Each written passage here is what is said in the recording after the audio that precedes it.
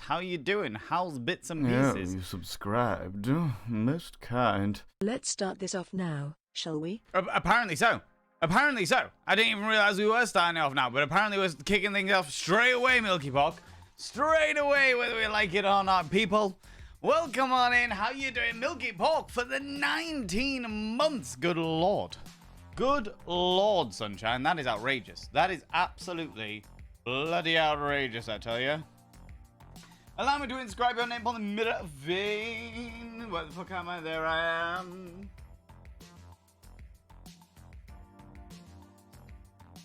By having your name on the mirror vein, it means you get access to my personal Snapchat. Not a bum Snapchat, you cheeky devil. And of course, you get access to all the sexy little emotes. But the most important thing is you gotta roll over every morning, look in the mirror. Oh God, I look rough. But god damn, do I make rough look good? Ooh, sexy. Oh, yes, me. Yeah. You know, you cheeky devils. How are we doing? How's it going? How's things? Friends, I have got no jewelry on. I've got like earrings, I've got necklaces, and I got this ring because I always wear this ring. But the rest of me is completely without jewelry. And by the rest of me, I definitely mean my arms. And the reason why is because, good Lord, I have been bitten to fuck. I'm in that wonderful stage where all of my bites, you can see, in fact, you can see one like literally there. All of my bites are like hidden away under tattoos and shit. And they've got, ooh, cheeky. And they've got to that wonderful stage where they're all just like oozing. They're a bit oozy. They're a bit oozy. They're a bit nasty and horrible and, you know? The classic sort of scenario, that classic cheeky little devil. Welcome on in though, friends. How's it going? How's it going, Unicorn Mom? Hello, Mr. and Mrs. Crafting. Welcome on in. Welcome on in. Lover folks, definitely. That's us. That's us. Fish Pancakes. Hello, you beautiful bean. Shade Secrets. Good evening to you as well, you beautiful bean. Can't stay but sending love. We appreciate you popping by and saying hello all the same. Lee Smoking Caterpillar, you take it easy. You take it easy. Loving this. Anyone wonder who it was? Yes, the intro track was the brand new track from Closure in Moscow, who are a fucking fantastic band. But I only found out that they released that on like Saturday. And I was like, fuck, well, I'm obviously going to listen to that. I'm obviously going to listen to that. In fact, you know what? I'm actually going to promo the fuck out of them as well, because I fucking love them. I think they're an absolutely fantastic band. If you'd like to check out more Closure in Moscow stuff, like the intro track that you heard just now, then please, their link tree is there. They're glorious and fantastic, and they are well worth checking out. Well worth sending all of the love to. Sending all of the love to. And do you know what? For those people that are going to be watching the VOD on the VOD's YouTube channel, because yes, we are moving all the VODs, even the Just Chatting VODs, over to the VOD's YouTube channel. I'm going to release a whole load of them all together, and then we'll slowly but surely roll them all out. I will also put the link in the channel as well, so that you've got that as well. Okay. Brilliant, fantastic. Where was I? Nibirin, hello, you beautiful being. Gracias, you're very, very welcome. Jamja, hello. Wiggles Swans.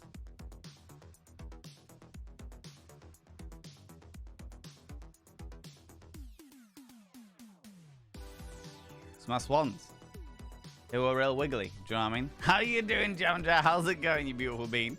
Sneaks in, hide behind. God, shh. No one's seen Calandra. It's all fine. Shh. It's okay. Shh. It's all. Shh. No one's noticed. No one's noticed Calandra yet. It's okay. It's all right. It's all right. Let me just pop up here. That's cool. That's all right. It's all right. Has the king given you permission to wiggle those swans? Exactly. Has the king? Confoundable king. All right. Whipping out your big purple worm. Whipping out your big purple worm in this chat, Mr. and Mrs. Crafting. Oh, my lordy. Oh, my god. Flopping all over the place. I saw your purple worm. You used to put pictures of your purple worm in the Discord. It was very outrageous. It was very outrageous, you cheeky devil. You cheeky individual, you. Milky Park, how you doing, you beautiful bean? I don't think I've ever called Valen king. Might just start doing that to mildly amuse yourself. Things are good, king. Oh, my lordy. I don't know how I feel about that. Do you know what it reminds me of when people call each other king? Because there was a big thing of it. You know, there was like a big thing a while back where people called everyone called each other queen. Yes, queen. Yes, queen. Everyone's a queen. Doesn't matter what gender neutral queen. And then some people started going for king. Yes, king. Oh my god, yes, king. Oh, fantastic and what have you. But the only thing that it reminded me of is let me see if I can get a get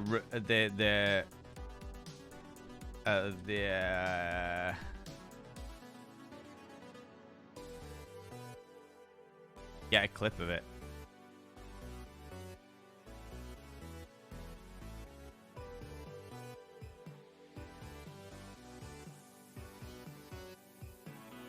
I don't think I can.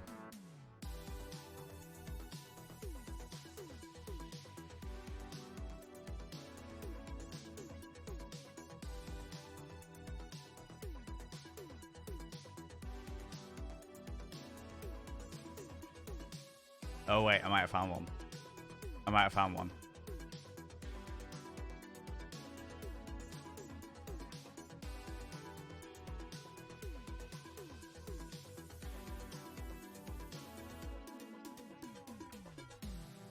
Yeah, this guy. Every single time somebody calls somebody else king, this is what I think of. Oh, do you know what? I need to unmute that.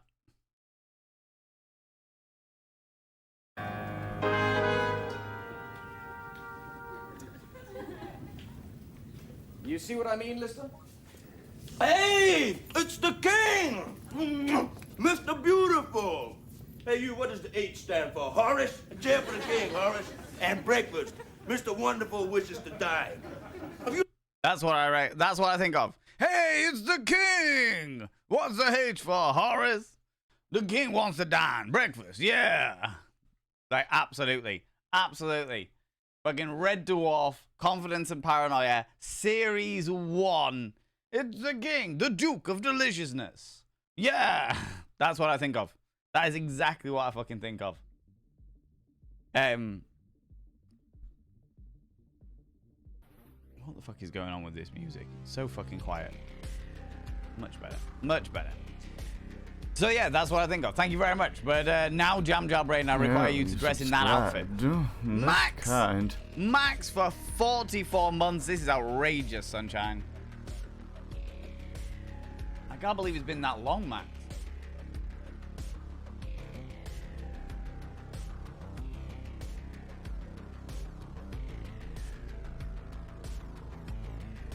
Someone in my fucking drink. That's not very good. That's not very good. And it's like, what is that? What is that? What is that? I'm not sure. Ugh. Nasty. Nasty, I tell you. Max Wattage for 44 months. Good lord. Allow me to now and scrap your name on the mirror vein.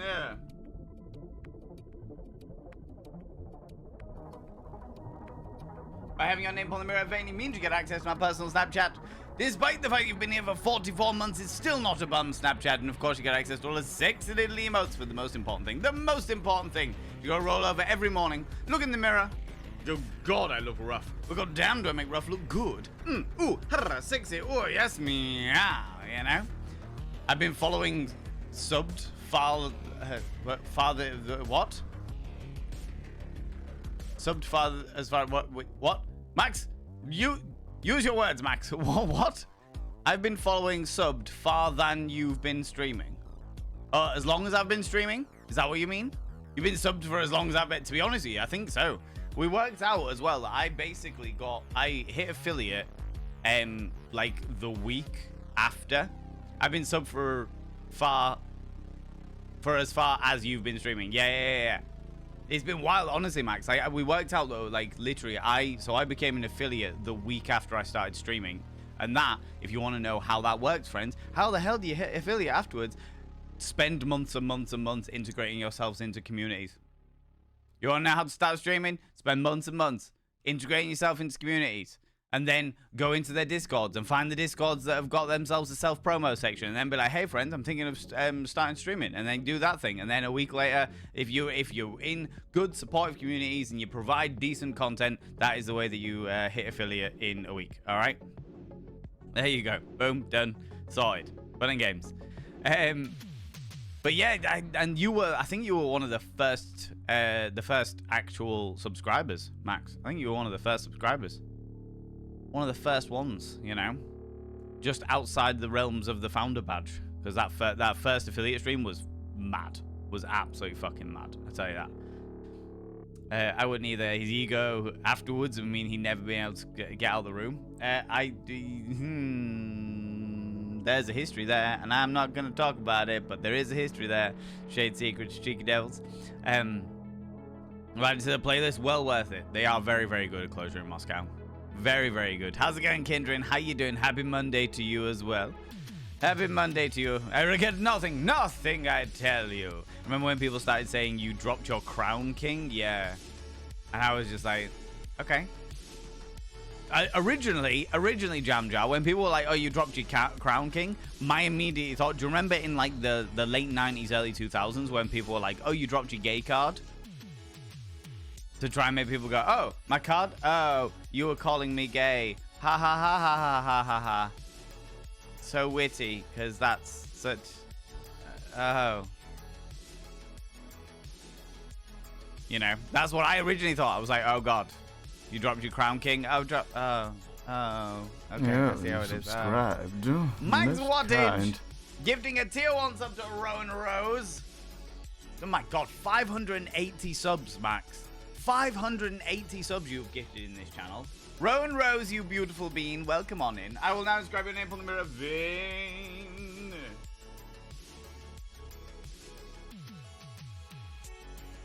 Rowan Rose, your name is now described on the mirror vein, which means you get access to my personal Snapchat, not a bum Snapchat, you cheeky devil. And of course you get access to all the sexy little emotes, but the most important thing, you go roll over every morning, look in the mirror, go, God, I look rough. But god damn, do I make rough look good. Ooh, sexy, ooh, yes, meow, you know? Dapper Cogsworth, hello, you beautiful bean. You saw them at MegaCon, Red Dwarf?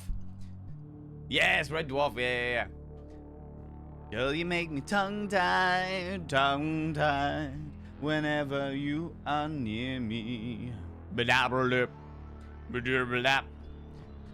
Whenever you're around. You know? Good evening, it's Grizzly Van. How's it going, Stupedia? Hello, you beautiful bean. On call for tonight's Visible Fashion Show? Not a fucking chance, Sunshine. Not a fucking chance. I was quite surprised. I made that into, I spent fucking ages making that 3-hour VOD into like an 18-minute, 20-minute video, and I'm quite surprised that I'm not banned, and surprisingly I thought it was gonna, like, a lot more people would be interested in it, but apparently not, which is fine, which is not a problem. It's not an issue. It's grand, you know. But that is one of the things that you do as a content creator. You always try and predict how well something's gonna go, and it's like, oh shit, never mind, and still no bum Snapchat. I know, right, Max? I know, it's fucking outrageous. Max. The duvet set you bought me for on my Throne wishlist for my birth anniversary. I spoke to the Throne. I spoke to the wonderful people over at Throne. They said that I opened a lost ticket. They rejected the lost ticket because they said it had been delivered. I went on to the every thing saying it was like, this has been delivered, and I was like, okay, where's it been delivered to? Because it's not been fucking delivered to my house, I can tell you that for nothing.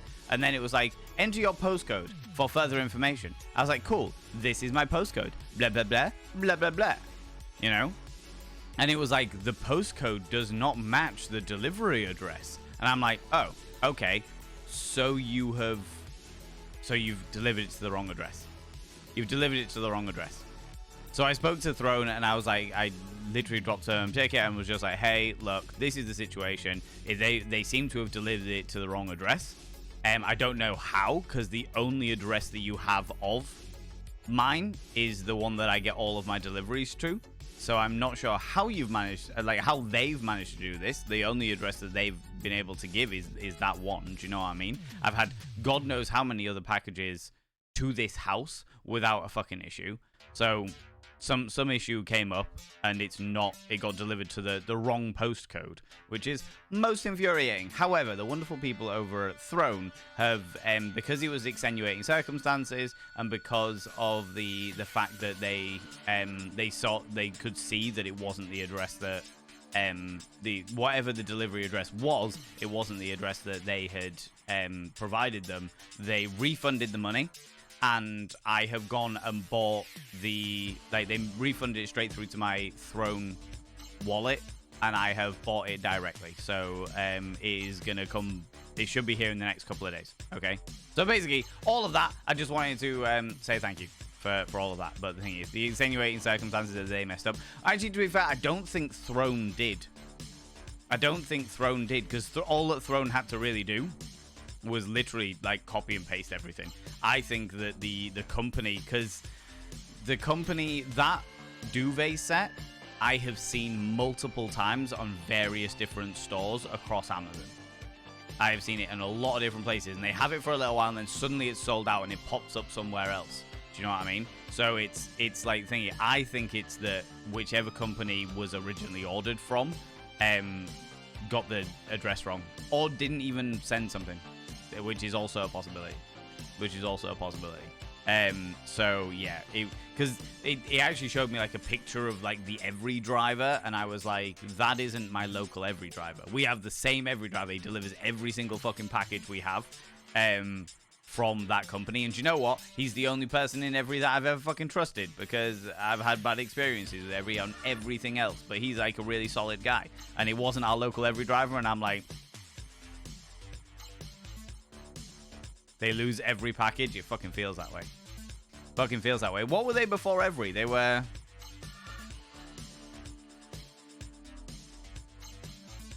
Was it DPS? Hermes. That was it. DPS still exists and DPD still exists. Hermes. That's the one. And then they changed it so that they could be like, we can get away from all of the bad press if we just change our name. No, you can't. Hermes was awful. It was so bad. So fucking bad. And then they're like, oh, it's Every. It's fine now. It's all right. It's fine. You know? Consider it done. Oh, rude. How's it going, Agnes Via? How you doing, you beautiful bean? Long time no see, Agnes. How you doing? How's thing, you beautiful bean? How's things? Right,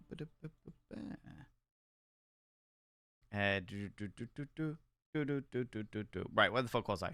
Decent content. I provide mediocre content at best, you know. All ill with a head cold. Do you know what? There's quite a few going on. There's quite a few going around at the moment, Max. I have to say, there's quite a few nasty little bugs and stuff going around. Because I'm having to deal with a whole load of them, which is a pain in the ass.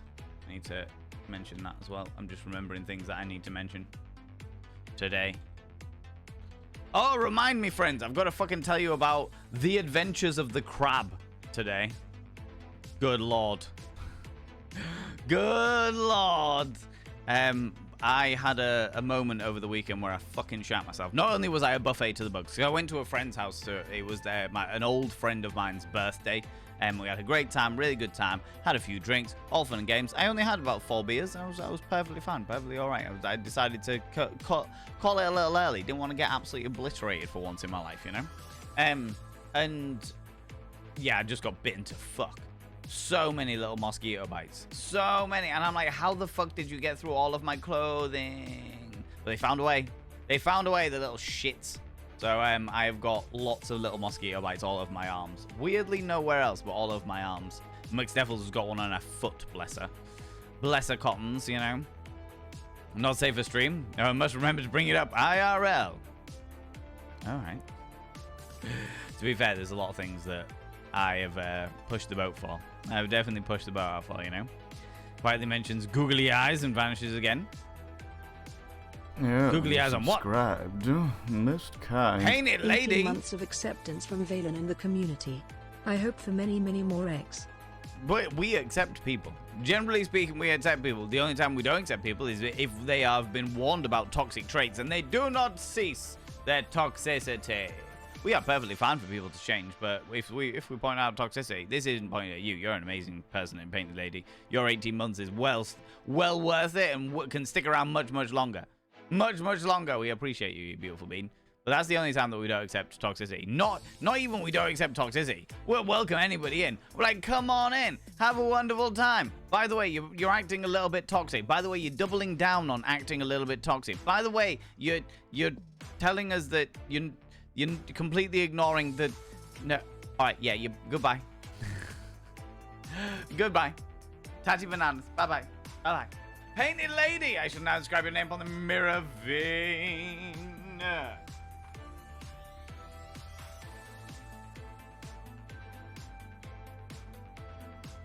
By having your name on the mirror vein, it means you get access to my personal Snapchat, not a bun Snapchat, you cheeky devil. And of course, you get access to all the sexy little emotes. But the most important thing is you'll roll over every morning, look in the mirror. Oh God, I look rough. But god damn, do I make rough look good. Ooh, her, sexy. Oh yes, meow. You know? It's the only way to do it. It's the only way to do it.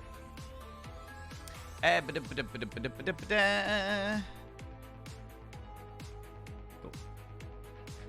Googly eyes? Which googly eyes? What googly eyes? Googly eyes? You might have to explain that one a little bit further, Calandra. Googly eyes. Roan Rose, come here, cheeky devil. Come here, you. What do you like claiming cheeky kisses, you cheeky individual? I have a friend who has a gay card printed up. That quietens people quick. I love that. I love that. That for Cogsworth. That is fucking brilliant. No, I definitely have it still in my wallet. See, there's my gay card.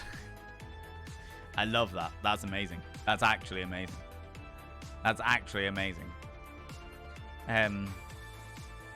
I started to think that Max is the sole reason for 25% of Twitch subs. It might well be. Might well be. I'm not even going to argue against it. Yeah, I don't know what's in that. I'm going to have to go get a different drink in a second, friends. But that's okay, because that one smells real weird. Real weird-like, you know? 2/5 rooms cleaned in the house. I'm doing them one at a day. Oh, that's a great way of doing it. That's an absolutely fantastic way of doing it. My house is surprisingly clear for now, but I know full well that Ken's coming up next month, and therefore it's going to get real messy again. It's going to get real messy again. Woo! Love that. Love that for me.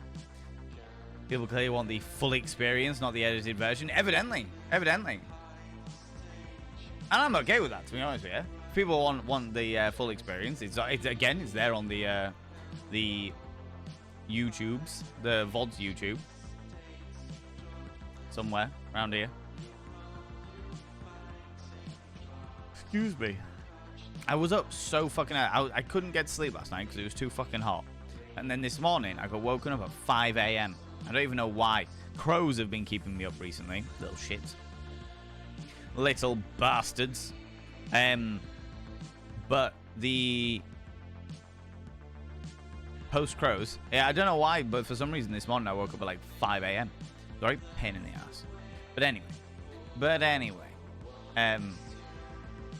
Yeah, the full experience is that like I've got the abbreviated experience of the Invisible Fashion Show on the Thirst and Vanity YouTube.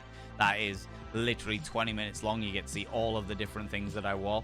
And if you want to see the full thing, the full nearly 3-hour stream, it's on the VODs and Vanity YouTube channel.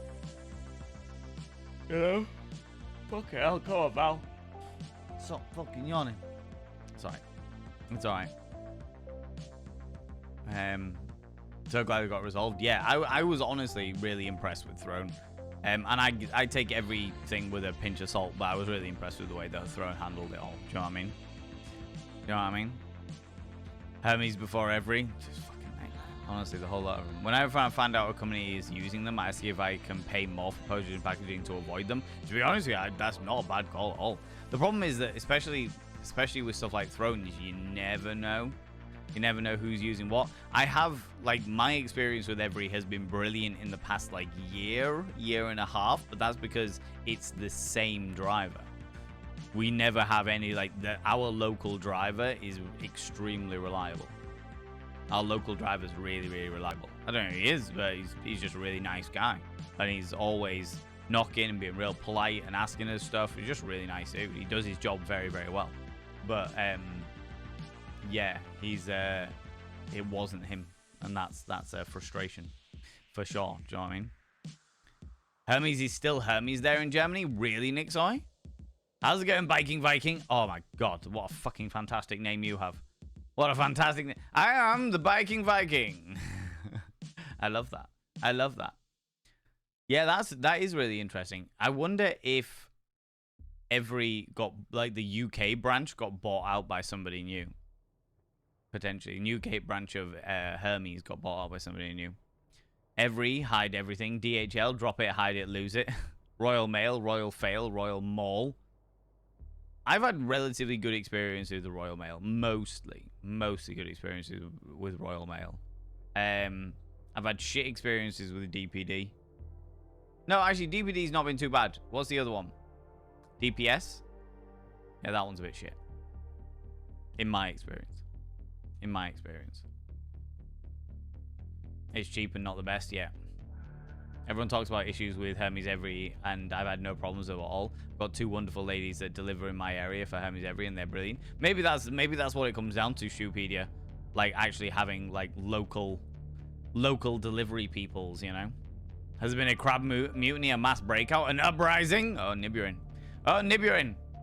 Well, you'll find out. But first, friends, it is time for What is Valen wearing today?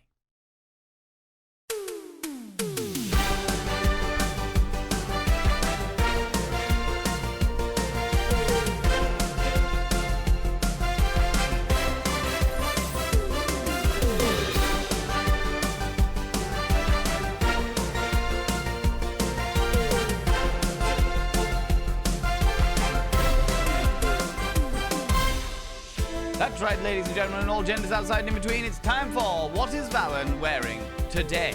Valen Vane has found it extremely toasty in the British summer. He was meant to be pissing it down, and therefore he was wrapping up warm. And it turns out that it's unbelievably toasty.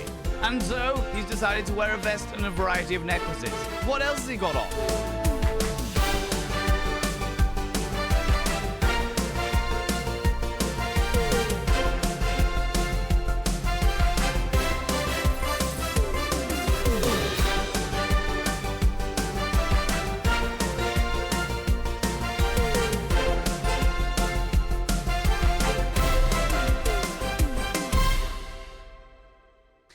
Yes, friends, I'm also wearing my very sexy metallic trousers and no shoes because it's too fucking hot.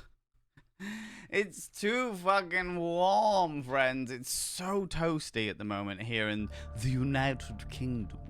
The United Kingdom. You know, it's so fucking warm and toasty.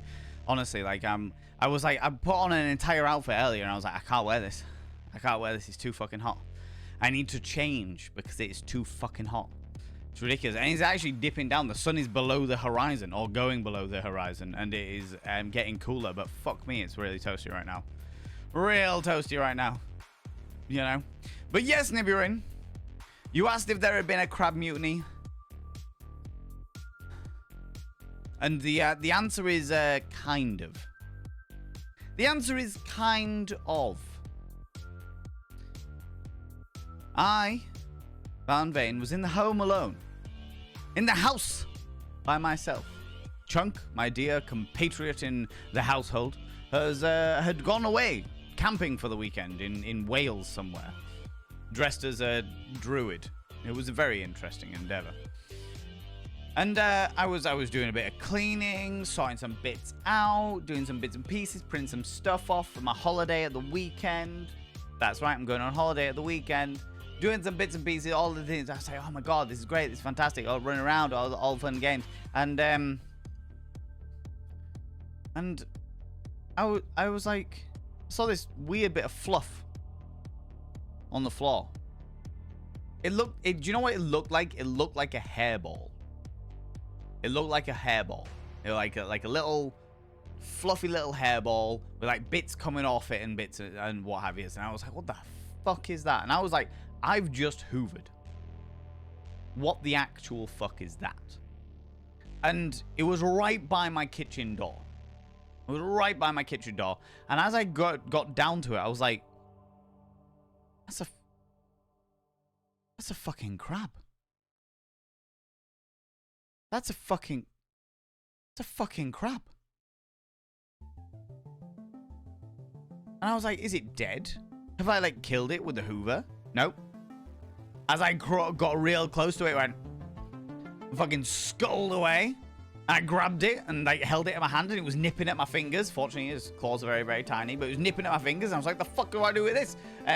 So I basically pulled all the bits of, as much as I could, like grabbed it and like pulled all the worst bits of the fluff off it and then put it back in the tank. And it did like 6 somersaults in the water. Just rolled and rolled and rolled and rolled and rolled. Got all the fucking fluff off it and then scuttled away underneath a log. And I was like, how? How did you get out? How did you get out? I don't understand. Like, let me be very clear. And do you know what? I can't show you because I managed to get the aquarium stream back up. I think all up and running and sorted. But it's not live at the moment because Chunk was streaming at the time that I wanted to test it. And I didn't want to fuck up his stream, you know? But I was like, fuck, how the fuck did I do it? So within the tank, I'd rearranged all the tanks so that nothing was like, I'd done a deep clean on the tank and rearranged all the tanks so that nothing was like high up or anything like that. You make sure that all of the structure, there's plenty of water and there's plenty of area for them to get out of the water because they're semi-aquatic and what have you. And the only thing that leads up to the top of the tank, is a single electrical cable for the filter. That is it. The water filter cable has no grip on it. Like, I would, as a fully fledged human being, I wouldn't be able to grip on that to save my fucking life. Somehow, a crab did it. Zooty Booty, your name is phenomenal. Welcome on in, you beautiful bean. Zooty Booty, fucking crab, climb the cable. I had one that was a master escape artist. What I've ended up doing, Zooty Booty, because I've got red clawed crabs in this tank. Here, this one here. What I've ended up doing is I've got, in fact, I can show you.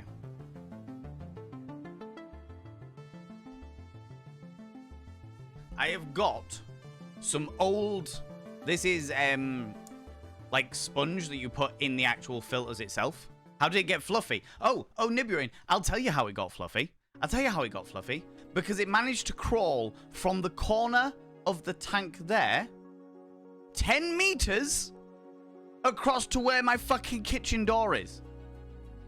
It had obviously fallen down the back here, crawled underneath the fucking sofa, crawled across this fucking carpet here, hidden over there somewhere underneath one of those sofas in order to not get fucking hoovered when I was hoovering around the place, then crawled across to where it thought some of the fucking food might be. The little bastard. The jebby little piss flap. I'm amazed it's still alive. And now I have to wonder whether any of the others had escaped. Because I can only ever see 3 at a time. I've not found any dead crabs. I can only ever see 3. Little bastards. Little bastards. So what I've ended up doing is there's like in the roof of this, in the lid of the tank, there's like 2 big holes, like where you would put your cables and stuff in, and I've stuffed them full of this sponge. I figured with it being sponge, it'd be pushed in, it'd push it into the hole, and then I'd let go of it, and it would like mold itself to the actual contours of the hole itself. That's my plan. So hopefully, there'll be nowhere for it to fucking claw its way out. Little bastards. I was very angry. Spent a lot of money on those goddamn bastard crustaceans. Alright. Alright. Sometimes you're intoxicated. Is that okay? Of course. As long as it's only sometimes, Nick, sorry. As long as it's not a problem, we're alright. We're alright.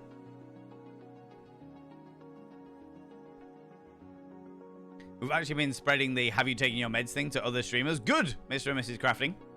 Very glad to hear that. Friends, if you haven't taken your meds, take them now. I'll remind you again, don't you worry. Don't you worry. You're obviously very tasty mosquitoes, which is surprising to me because I have a lot of garlic in my diet. Stupedia.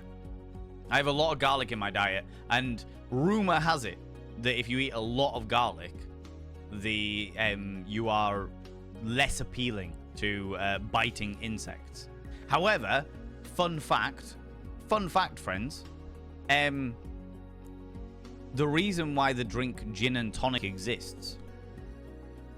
The reason why the drink gin and tonic exists is because when the English colonists, when the British colonists went over to like India and places that had like a much warmer climate and what have you, and many more biting insects, they found that quinine, the quinine that you get in tonic water, is a natural deterrent. If you drink a lot of quinine, it deters biting insects. So if you drink a lot of tonic water, it deters the biting insects. You don't want to do that. But obviously, tonic water tastes like a fucking sweaty gooch. It is horrible stuff. And therefore, they would mix it with gin and make a gin and tonic in order to deal with it. But of course, they had to drink a certain amount of it in order to be like non-bitey insect attractors. And therefore, they just get pissed all the time. Fun fact, why is my nose so itchy? Because I'm covered in makeup and staring at the big bright lights. So yeah, there you go. Now you know. The gin and tonic came around because of biting insects, like mosquitoes. Yay. Yay. Googly eyes. How's it going, Mr. Trilby? How you doing? I should never explain the googly eyes. I should leave it to yours and everyone else's imaginations. Wouldn't be the first time I've had googly eyes somewhere, I'll tell you that, do you know what I mean? May I ask what I missed? Did every Hermes break your throne parcel? No, what they did was they apparently they delivered a throne parcel to someone else entirely. Someone else entirely. The way I found this out was basically because I went onto their tracking service. I entered the tracking information that they'd given me, and it was like, this has been delivered. And I was like, to where? Because it hasn't been delivered to my house, and there's no fucking photographs of this. You know how normally they like take a photograph? Like my guy always, he's like, hey, excuse me, can you just stand there for a second holding the parcel so I can take a photograph? I'm like, yes, of course I can. Here's the photograph. None of that. None of that shit. And then it was like, enter your postcode for more information. So I entered my postcode and it went, the postcode does not match this tracking number. And I was like, really? That's interesting. That's interesting. Because this is the only postcode that Throne have for me. So, where's my stuff? Where's my stuff? You know?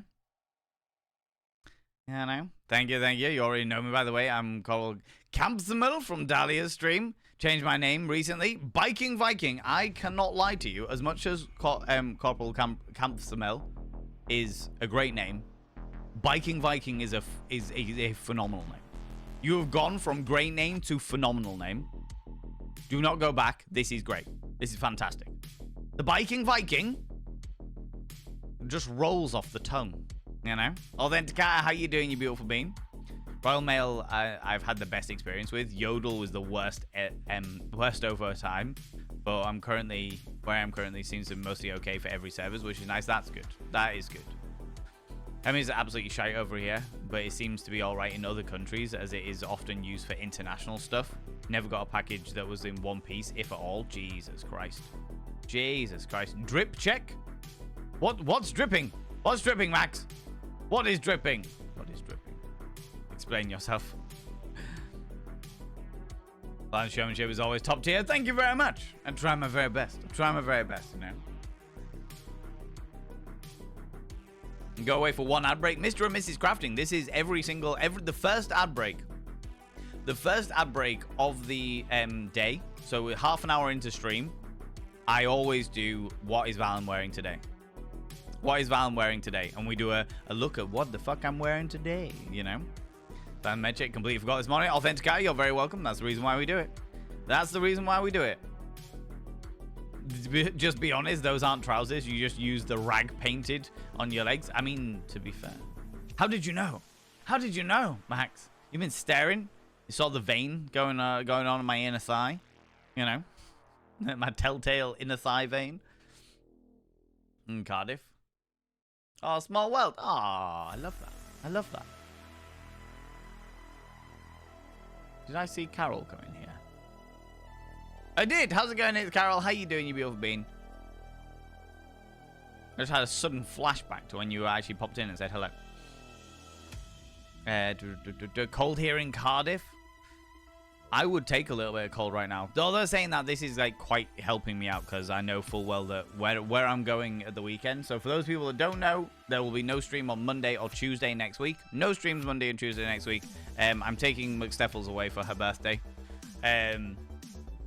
We are going to a gloriously sunny place in the center of Europe.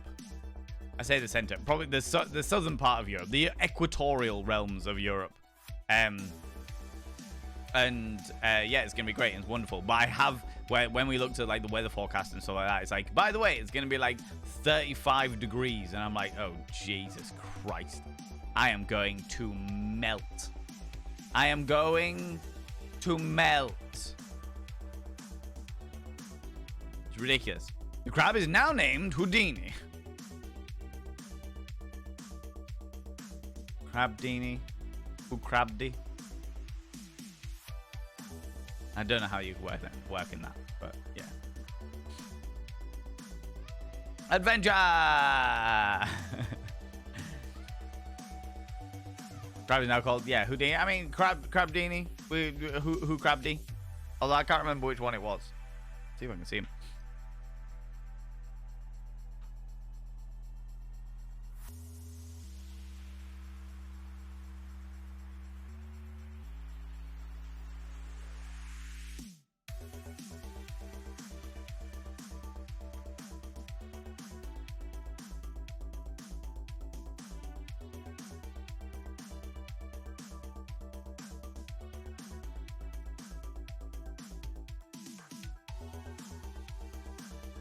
Little nuggets of fuck. He went on one adventure, and now he dead-eyes me. I open the top of the lid. 3 other crabs just scuttle away. Hiding. No. Stay away, evil man with the giant face. No. Who Crabdy? Who Crabdy?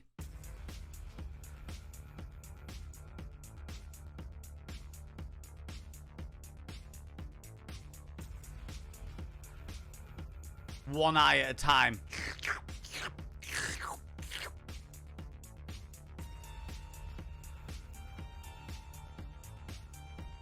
Little bastard. Uppies. Don't know whether I could train them to be held. They're growing though. They're growing, little things. They apparently will, like, if they get too big, I need to keep an eye on them. If they get too big, then they'll like try and like eat each other and shit. I don't want to do that. I don't want them to do that. Plotting his revenge now that he can't get out. Little fuck nugget. Little shit. You know. We're going for the midnight crab rave.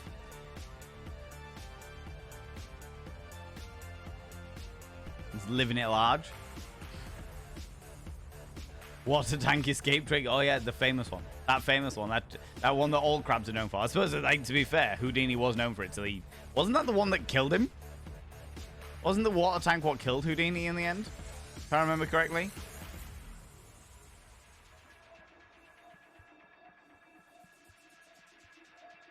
I had one that was a master escape artist. Please say you have installed a mini speaker in the tank that plays Mission Impossible theme tune now. No. No, I have not. Because that would encourage them. Painted lady. That's the only reason, all right? That's the only reason. How did it get fluffy? Yeah, just because it was pottering all over the place. Getting all under the furniture and shit. Little bastard. Was literally picturing that rock climbing scene from Mission Impossible. Oh, I mean, to be fair, similar. But how does it do it? How? How does it climb a cable when all it has are pincers and spiky legs? And the pincers are designed for, like, the pincers are designed to tear apart meat. They're not designed for climbing.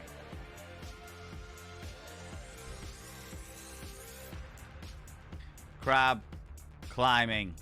I want to see a crab climb. cable.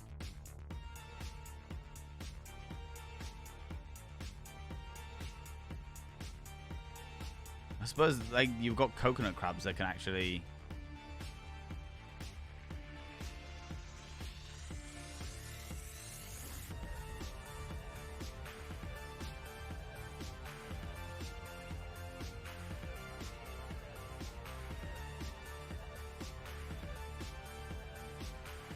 And that needs to be one of mine, wasn't it?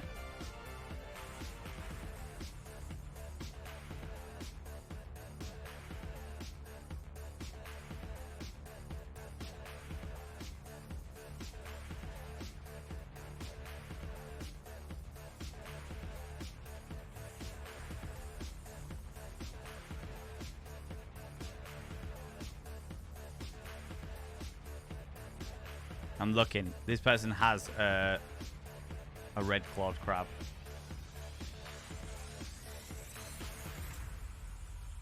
Oh, this person's a fool, though. This person has got a red-clawed crab, but leaves a fucking plant that goes up and over the top of their tank, as if it's not gonna climb up the fucking plant.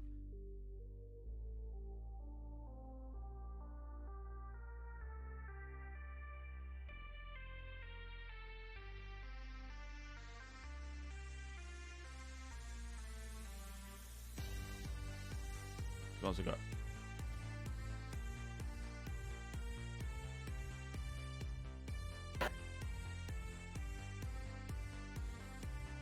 Oh shit!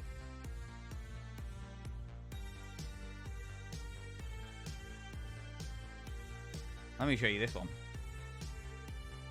And to be fair, this is probably a good example. Look at this shit.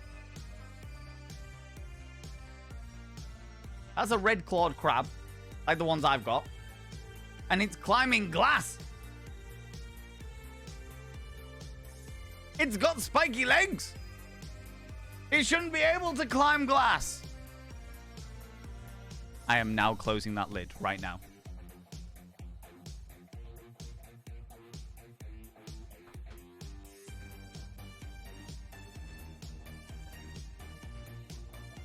How is it climbing glass?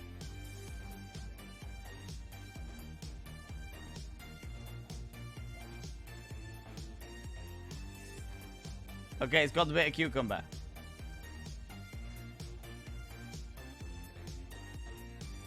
Doesn't matter, that wasn't a big glass. It's climbing glass! Spider crab man, spider crab man.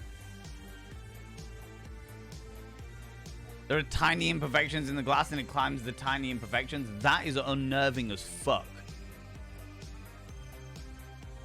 That is actually unnerving as fuck. And now I'm paranoid that there's crabs in my house. I mean, there probably is, but realistically speaking, they'll probably get eaten by some of the spiders. Or vice versa. Or vice versa, if we're honest about this. One or other of them, you know?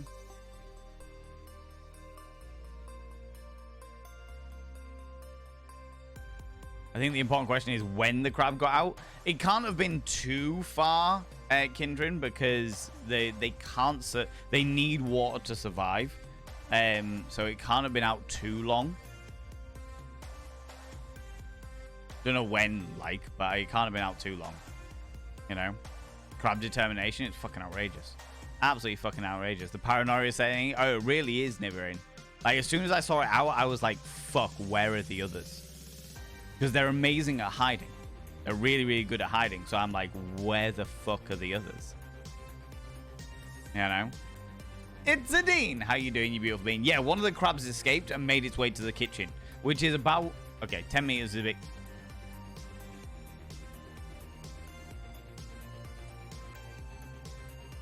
No, about 10 meters. 10 meters to the kitchen door. At the very least, if it didn't take an alternate route, you know? So, yeah. Gift with the crab with a knife. Fucking come on, let's go. Yeah, basically. An accurate representation of what may have happened had I let it get in there. Missed kind. It's a Dean. Who have been gifted a cheeky little sub from the wonderful Max Wattage. Number 581. You cheeky little devil, you. I shall now inscribe your name upon the mirror vein.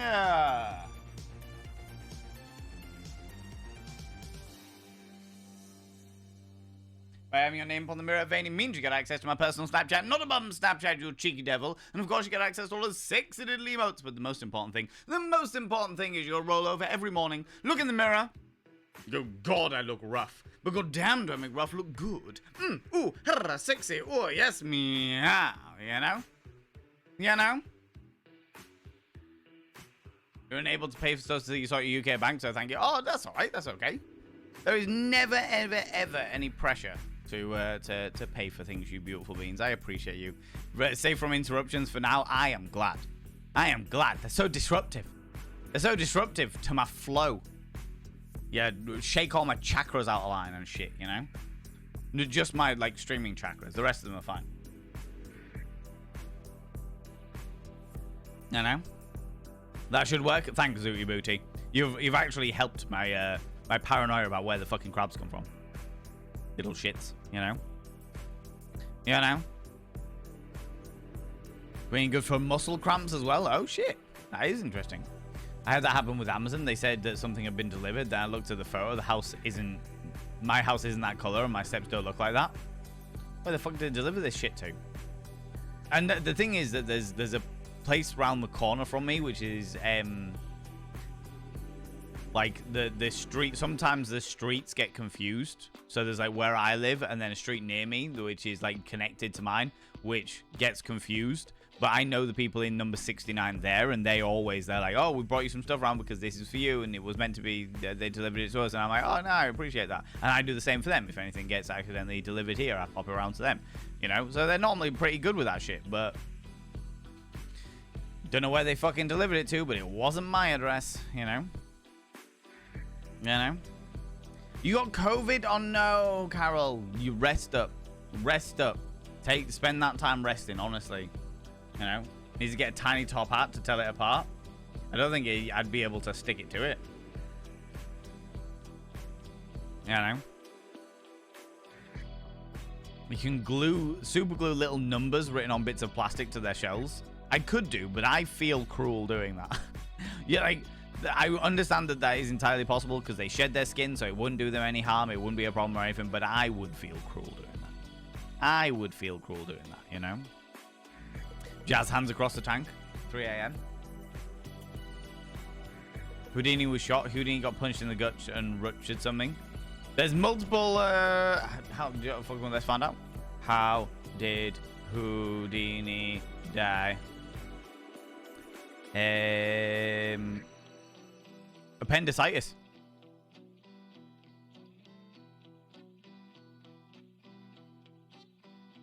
The official cause of death was diffused peritonitis as a result of a burst appendix. J. Gordon Whitehead's sucker punch did not cause the appendicitis. They have officially ruled it there. Because I do remember him being like, I can take anybody's punch, and he didn't manage to like tense up for that one, but the doctors ruled that that was not the case. There you go. There you go, friends.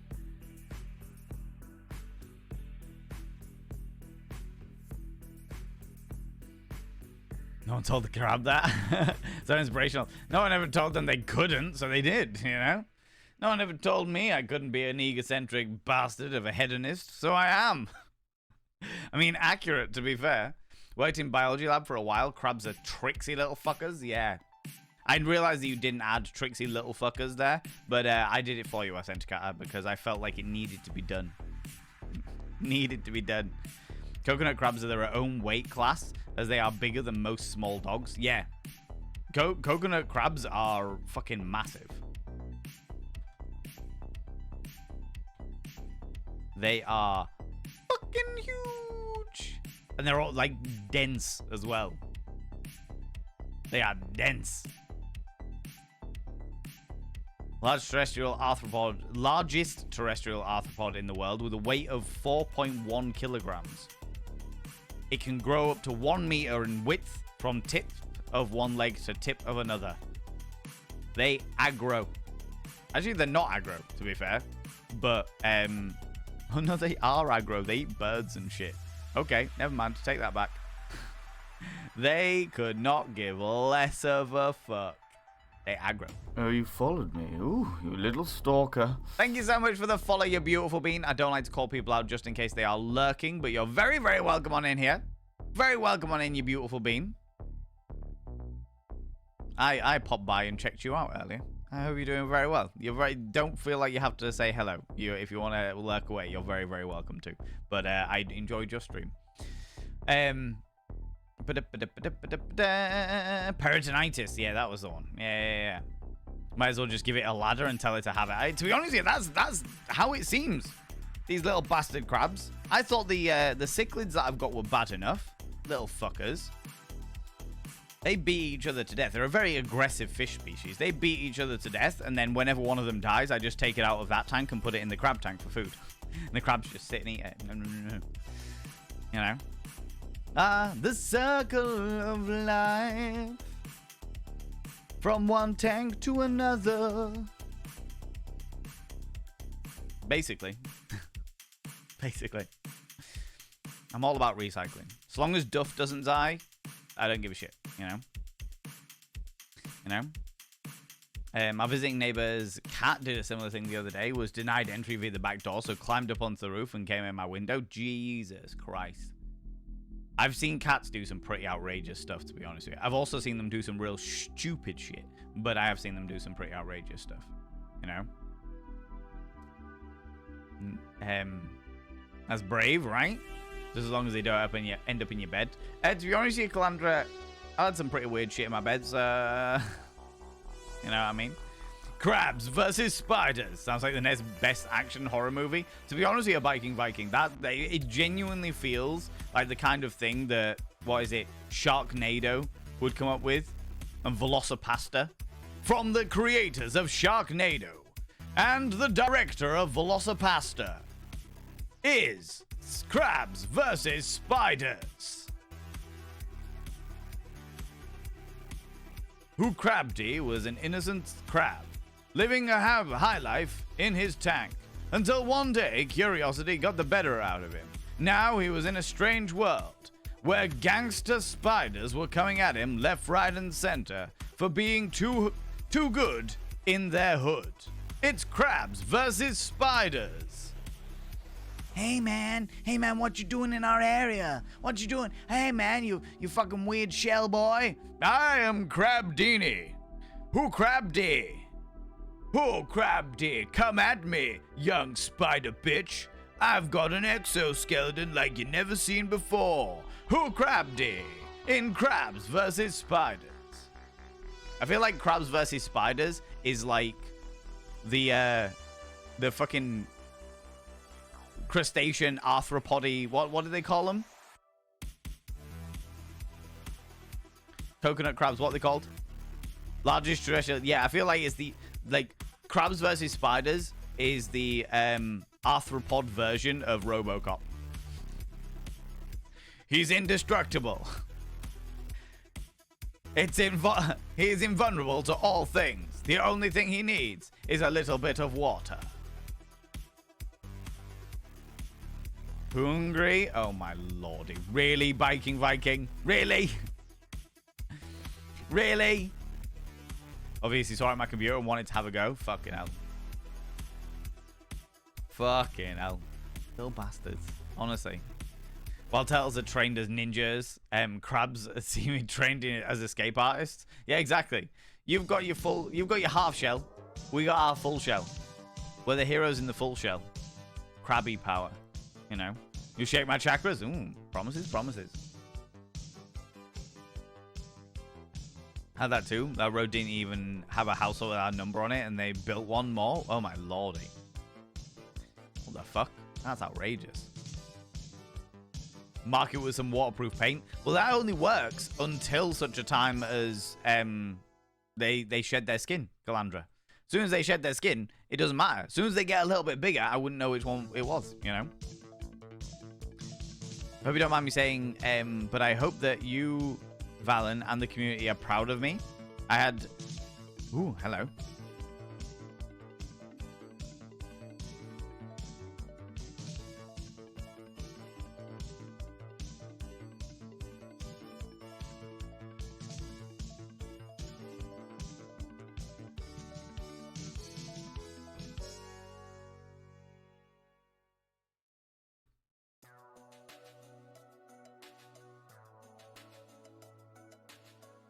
I'm really glad that you feel amazing, Painted Lady.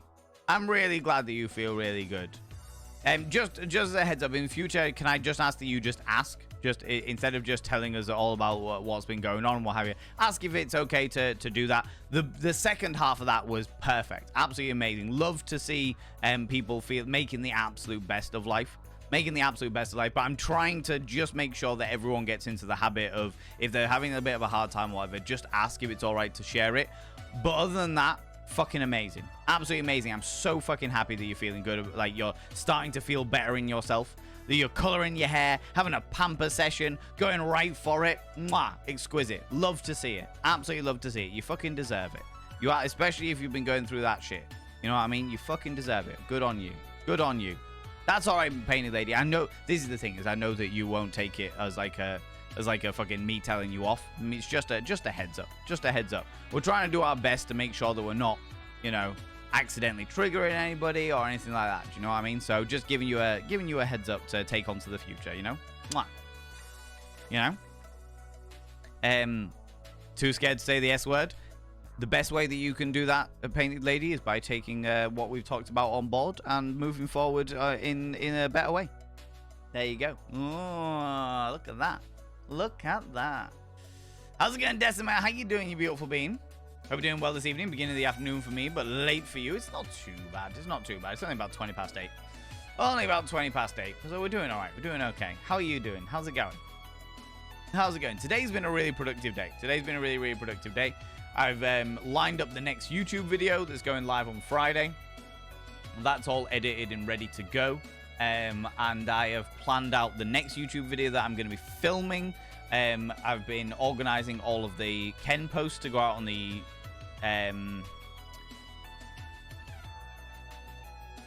Instagram and Facebook for Ken stuff, because Ken is next month. Ken is a month tomorrow. Ken is a month tomorrow. And there's a hell of a lot to do.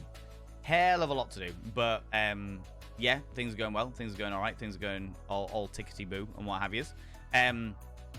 So yeah, it's been a great day. It's been a very busy day. It's been a productive day, though. It's been a productive day. For anyone who's not seen Knife Crab, it's now funny shizzle nizzle. I'm glad to hear it. Glad to hear it. Thank you very much for sharing the knowledge. You know what I mean? Cats are fucking wild insanity seekers. I was bitten by a feral one once. Immediately needed surgery to save my hand. Jesus, that is wild, Decimate. That is wild. Fucking hell. I mean, the amount of things that wild animals get in their systems is fucking wild anyway. Ludicrous levels of infections and bits and pieces, you know? Yeah. It's an easy route for them to reach. Just hop up the fence. Well, that's what I'm now worried about. I used to leave that lid open all the time, and now I'm like, Jesus, should I not have done that? Should I not have done that? Crabs are just water spiders, are they not? Pretty much, yeah. Pretty much, yeah. I would say a lobster is probably closer to a water spider. Somewhere between a water spider and a water scorpion. So saying that water scorpions were pretty fucking weird themselves. You know? Didn't even know it was feral. Thought it was a stuck house cat on my balcony. Then learned the hard way. Jesus. Oh, not pleasant. Not pleasant. Well, I'm glad you're okay. I hope your hand was all right. Hope everything was okay with your hand. You know? That's all right, Painted Lady. I know that you'll take it all on board, you know? Super happy that the cat leapt off the balcony, though. Seeing him around the complex, or else the authorities would have made me turn him in for... Oh, no! Wasn't his fault. He was just scared. Exactly. It really annoys me when things like that. It's like, it's not their fault that they're like this. You know? It's not their fault that they're like this. They are an animal. They do not know any better. You know? Prompted a memory of a video on YouTube called Spiders on Drugs. So good. Takes Canadian classic Hinterlands. Who's Who series. I don't know that one, Kindred. I did see a study. Genuinely did see a study where they tested drugs on spiders. They tested drugs on spiders, and it was really weird. A bit of an arachnophobia thing. Let me...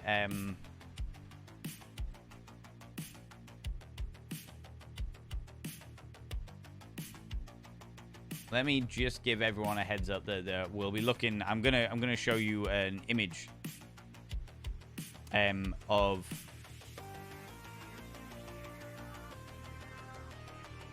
Is it this one?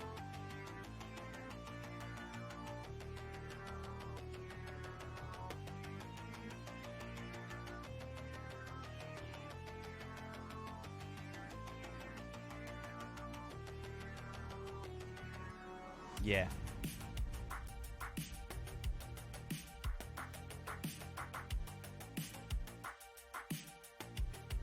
This is a better image though, so we'll use this one.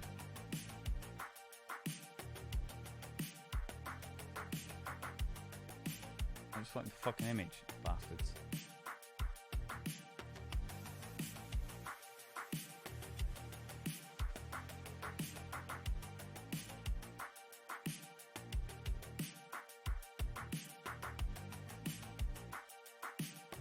Alright, fuck it, whatever. That's fine. That's alright. That's okay. Right, friends. Bit of a heads up. There are no spiders. There are no spiders in this image that I'm about to show you, but I am going to show you some spiders' webs. I'm going to show you some spiders' webs. So, just a heads up on that, giving you a bit of a warning on these things. You know what I mean? So basically, some scientists took some spiders, all of exactly the same species. The exact same species of spiders to give like a controlled testing. Do you know what I mean? Same species of spiders. And they gave these spiders different things, different types of drugs. Okay? And to see how those drugs affected the way that the spiders would make their webs. They would build their webs. And this was the result. This was the result. Alright? This, top here, normal spider web. So the species of spider makes a spider web like that. Very much tightly knit. Lots and lots of tiny little strands. Tightly knit, all leading through to a central point. When they gave them LSD, they made the outward structure and then started on it, but then gave up. Just gave up on it. They were like, we'll make this... yeah, okay, fair, fuck it, whatever. Speed, they couldn't control themselves. They just tried to whiz through fucking everything. Marijuana, they got distracted. And they were just like, okay, we'll do this bit and then do a few more. Then we'll go do this bit and then we'll do all these things. Sleeping pills, they just gave up and didn't give a fuck. And caffeine, I don't even know. Caffeine made them buzz all over the place. Popping all over the show. What have you. And this is how it affected spiders. Obviously, the human brain is very different to a spider's brain. But it was very interesting to see that the drugs do have different effects on different species and what have you, you know? You know? Friends! Somebody who is lurking has redeemed a praise the mods. I wanted to check that they hadn't said hello yet, just to be sure. But somebody who is lurking has redeemed a praise the mods. Could you do me a massive favor and throw out some mod loves in the channel? You can use any kind of mod loves from any kind of channel. You can use any kind of love hearts from any kind of channel. Say a massive thank you to those wonderful moderators. Moderators! Thank you very much for all that you do, you beautiful beings. Both inside and out of the stream itself. Whether that be in the community, whether that be in the Discord, whether that be in community Discords. I appreciate you. I appreciate you for all that you do, you beautiful beings. I really do. I really, really do. You rang? We're sending all of our loves, Jamja Brain. Be coated in our loves. Be sprayed from head to toe in our love. Be covered in it. Guzzle it. Gargle it. Spit it on the floor because you don't want to swallow that shit. Yes, take our love. Take our love like a Funhouse gunge pit. Enjoy it. Yes. There you go. There you go. Colorful love. All of the colorful love. Love coming from all of these people. It's beautiful. I love it. You know. Thank you very much, everyone, for throwing those mod loves out there. And thank you very much to the wonderful person in the lurky areas that redeemed a praise the mods. I won't call your name out just in case you would like to continue lurking, but I appreciate you redeeming that praise the mods. It's a shame they've done that. they can live outdoors. Okay, yeah, exactly. I've been going well for you, Val. Sounds like your day's been super positive. It's been a very good day, Decimate. I also cooked. I also managed to spend some time, like, proper cooking some good stuffs, you know? Proper cooking some good stuffs. It was really, really good, thank you. Really, really good. Leaving some food for him, but pigeons would steal it all. Yeah, that is fair. That is fair. That's your type of water spooder. It's weird looking at little demonic and... Oh, the raft spiders. Raft spiders are fucking terrifying. They've got the right density to be able to walk on water. They're also known as Jesus spiders. Totally agree, Val. Little boy totally deserves to live happy outside all he wants. My hand was fine, just infected, needed, yeah, PT, fair. Moral of the story, always make sure that the animal is actually a pet. Don't forget your glasses. Most certainly. Make sure, and also, like, I wouldn't even give a fuck about whether it's a pet or not. Approach all animals with caution. Approach all animals with caution, especially if they're by themselves and don't have a known owner, because there is a good chance that that animal will consider itself backed into the corner, even if it isn't backed into a corner. Do you know what I mean? I forget if it was LSD or coke, but that web was wild. I think it was cocaine. Cocaine, where there was, I saw one that was like with cocaine, and it was mad.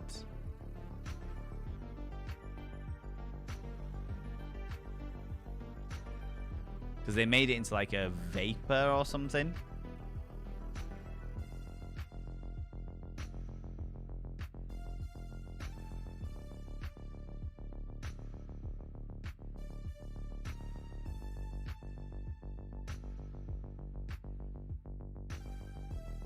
Well, I can't find it now.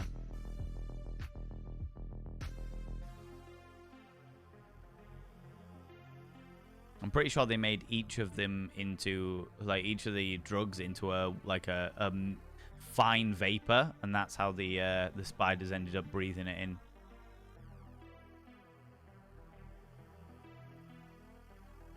Yeah, I can't remember. Enough of me looking at spiders and giant crabs. Giant crabs.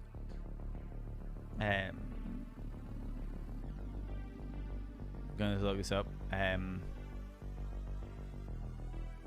There's actually been cited some psychology of drugs book. Oh yeah, it certainly has. It certainly has. That's the only one was wild. Should have specified that the study was cited, but probably not the video itself. Ah, okay.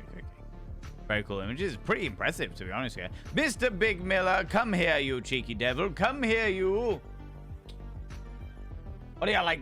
I don't even think you've said hello, and you come in and the first thing you do is claim a cheeky kiss. Obviously, I had to call you out because you were the one claiming a cheeky kiss. Otherwise, if I just give a cheeky kiss to randomers, somebody might come and steal your cheeky kiss. That would be awful. That would be awful. Do you know what I mean? That would be awful. Based on the spider's webs, it's possible that the video is based on the study, but has a funny twist at the end. Oh, right. Okay. Interesting. Interesting.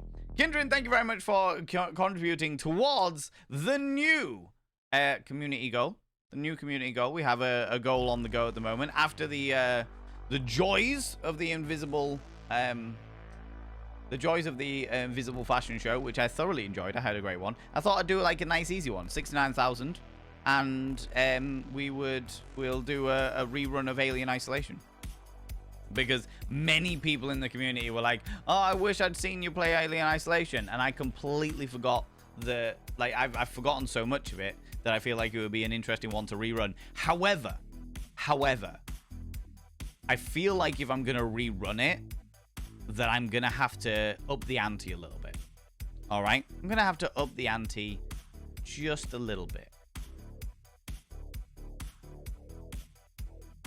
Do I?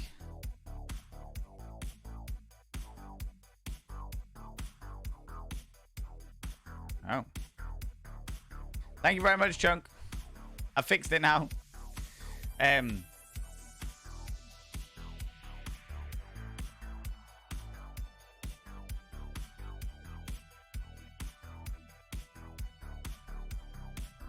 Where is...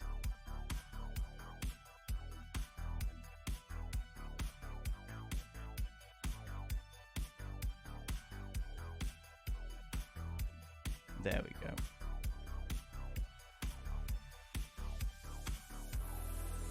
Why is that not working?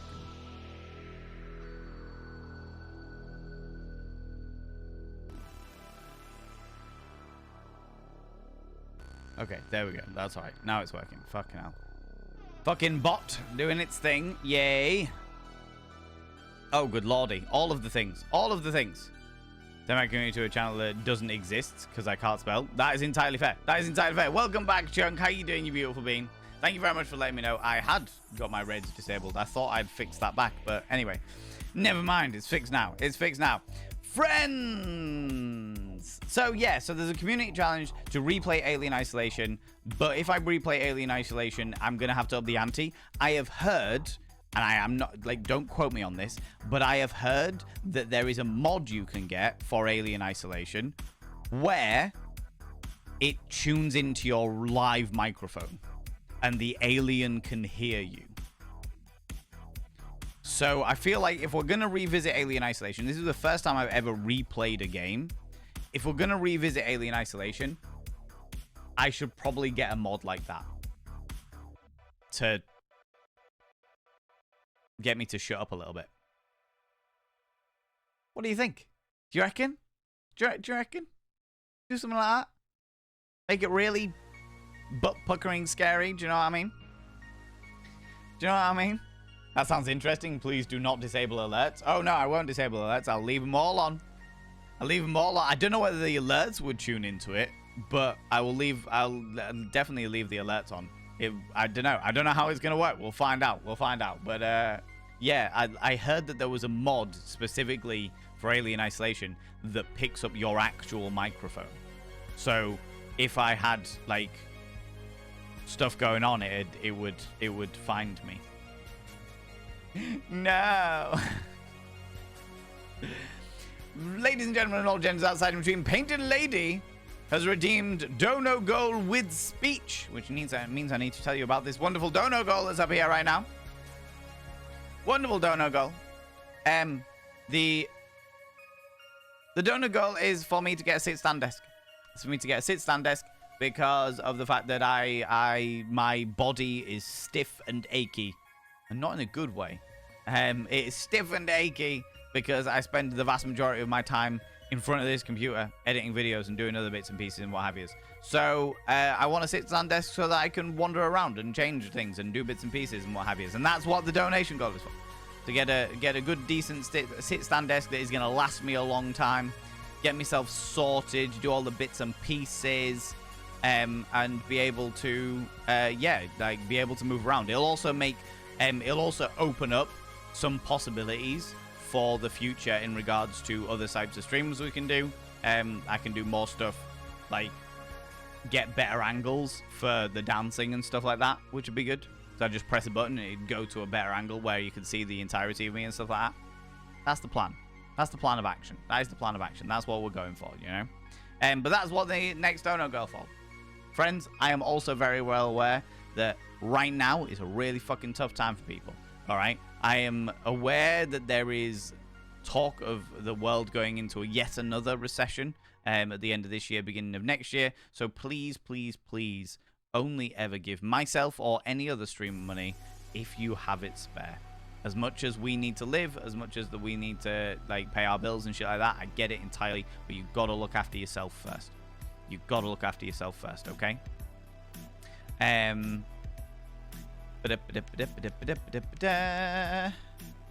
Yeah, if I was gonna do it, what I'd probably end up doing, Nibiru, is I'd probably get some like specific alerts that are like scary alerts. Especially if I could do like a series of alerts that were specifically like alien noises and stuff like that. I feel like that would be a fun thing.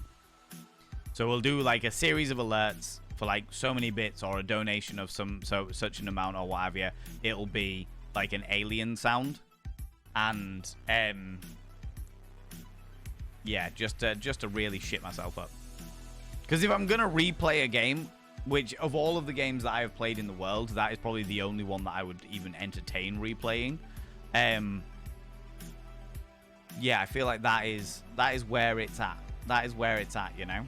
You know, that's what I was doing. Give me 2 seconds. I will find out here. 1-0. Cool. And then I need to go over here.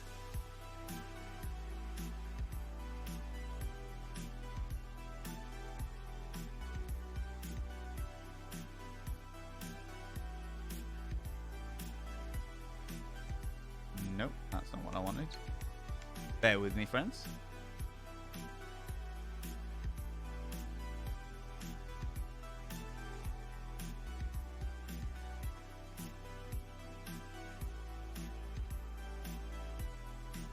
It's a Dean, also redeemed, a display paid subs. There you go, friends. There you go. For those people that don't know, Twitch have an incentive at the moment for creators that if you ever have 350 paid subscriptions for 3 months, I think it is. I can't remember. I think it's you got to have 350 paid subscriptions for so long, and then you will get a 70-30 split on all of your subs. So this is the reason why this exists, so that you can all see exactly how many paid subs that I have, and there is a redeem for it, so that people can redeem to find out exactly how many we have. We have 106 paid subs. That's 106 of you wonderful individuals who have actually chosen out of your own pockets to donate. It doesn't include Prime subs, and it doesn't include gifted subs. Okay. Those are the rules of Twitch. 350, and we go from a 50-50 split to a 70-30 split, and yeah, that's where we're at. That's where we're at. So quite a way off it, so we don't have to worry about it. It's not really a problem, but I like to make sure that everyone is aware of exactly where we're at and let everyone know what's going on and what have you. I just like to have the. I feel awkward talking about it, but I like to have the openness with the community so that everyone knows where we're at and what's going on. I like that. I like that honesty. I like that honesty. Do you know what I mean? Your number 103 just because you've decided. That is fair. That is fair. I appreciate you. I appreciate you, you know? Bob Van had to fend for himself in the kitchen. Now Chunk's away. Chunk's back. Chunk has come back. He came back last night. And but he was upstairs getting himself ready for stream when I was getting peckish. So I made myself a little Mexican dish. A nice, delightful Mexican dish. It's actually not, surprisingly, there's 2 dishes that I do very, very well. The vegetarian fajitas and vegetarian shepherd's pie. But I have to say, Chunk's vegetarian fajitas are actually probably just a little bit better than mine. And that says a lot, because I'm very egotistical about my own cooking. You know? Full of chicken and rice and veggies. Huzzah! How's it going, Chris Zink? How you doing, you beautiful bean? Sounds like an excellent combo. Oh my lordy. And some more Baldur's Gate 3. I've heard nothing but good things about Baldur's Gate 3. I'm also very, very excited. I went to I went to a party on Saturday night, and like I was sat in amongst nerds who were all absolutely creaming over Baldur's Gate 3, and I was like, oh yeah, I know the person who voiced the narrator. I know the voice actor for the narrator, Amelia Tyler. She's absolutely fantastic. And they were like, you would just casually throw that out there? And I was like, yeah. She's a great voice actor. She's wonderful at what she does, evidently, you know. And they were like, a couple of them were like, I feel really sorry for her because of the amount of stuff that she must have had to say. And I was like, yeah, she probably was fine with it. She was actually perfectly fine with it. Yeah, she was okay. She was knowing her the way I do, like filth wouldn't have batted an eyelid. Do you know what I mean? Friends, there'll be adverts in about 30 seconds. Just giving you a heads up. Most kind. I'm late. Chunk dropped me off somewhere strange. Oh my god, dropped you off somewhere strange? Beardy Dan, not somewhere strange, you cheeky devil. Not somewhere strange, good lord. Good lord. Coming in for their 23 months, good lord, you cheeky individual. Give me 2 seconds. Yep, same. Cool beans. I will now inscribe your name upon the mirror of vein. Beardy Dan, the beardy man.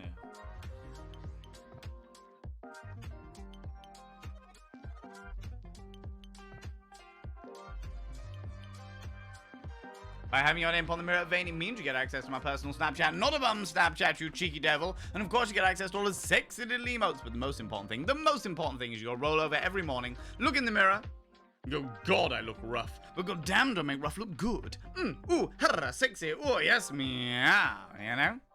You know? Ba-da-ba-da-ba-da-ba-da. That's grand. All fine. Dandy, how's it going, Finley? How you doing? Catching up a wee bit.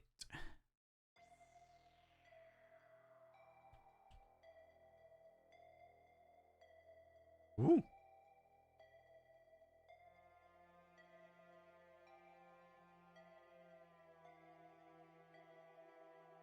Catotronophilia. Oh. Oh. Oh. I have heard this one, actually. I'd forgotten it. I did just Google it.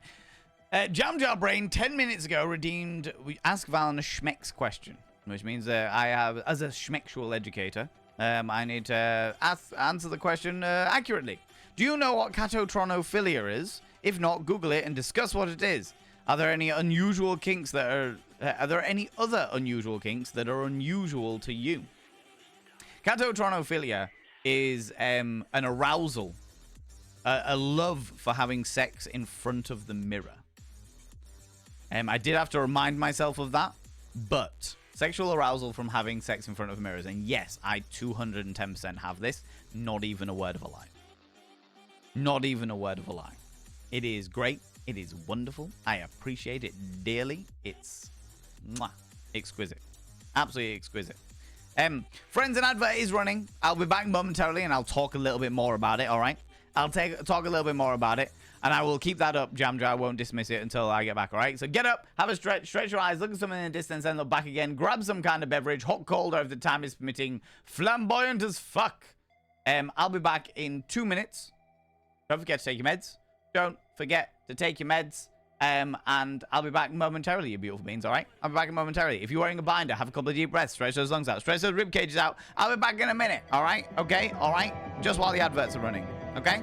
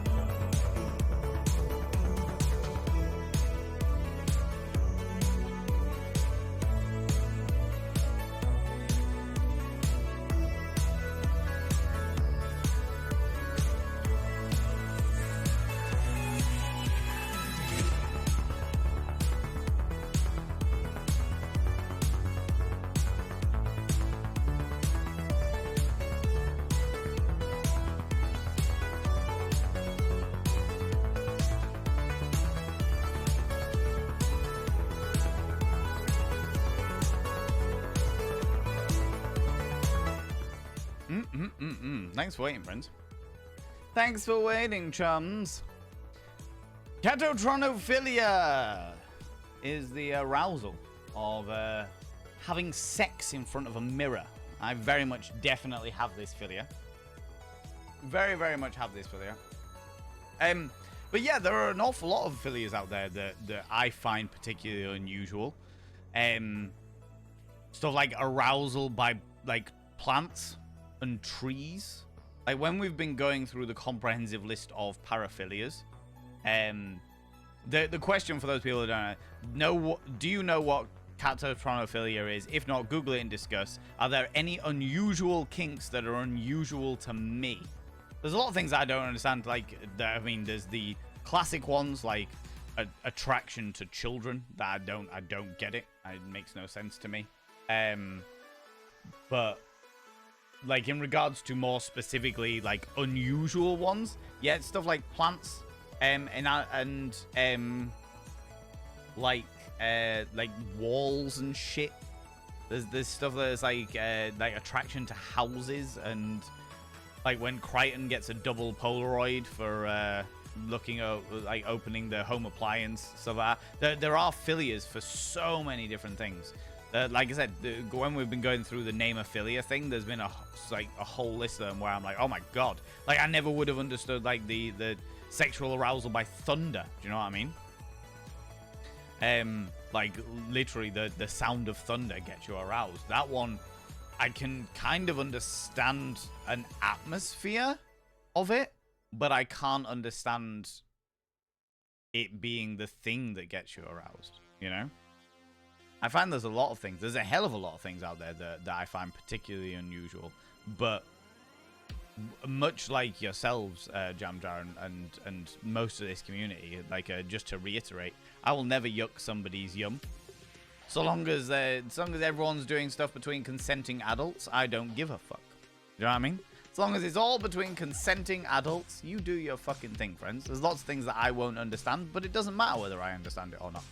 Doesn't matter whether I understand it or not. As long as you're having fun, and anybody you choose to do it with is also having fun, and they are consenting, and they are over the age of 18, I don't give a shit. You know what I mean? Have fun. You know? See you later, Viking Viking. You take it easy. You take it easy, beautiful bean. I'm a sneeze. I'm a sneeze. I'm a sneeze.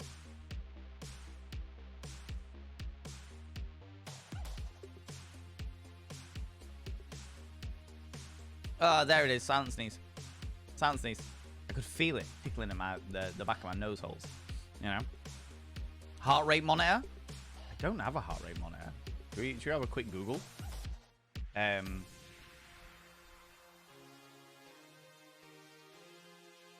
What would it be? Gamer heart rate monitor? Thank you very much, Fish Pancakes.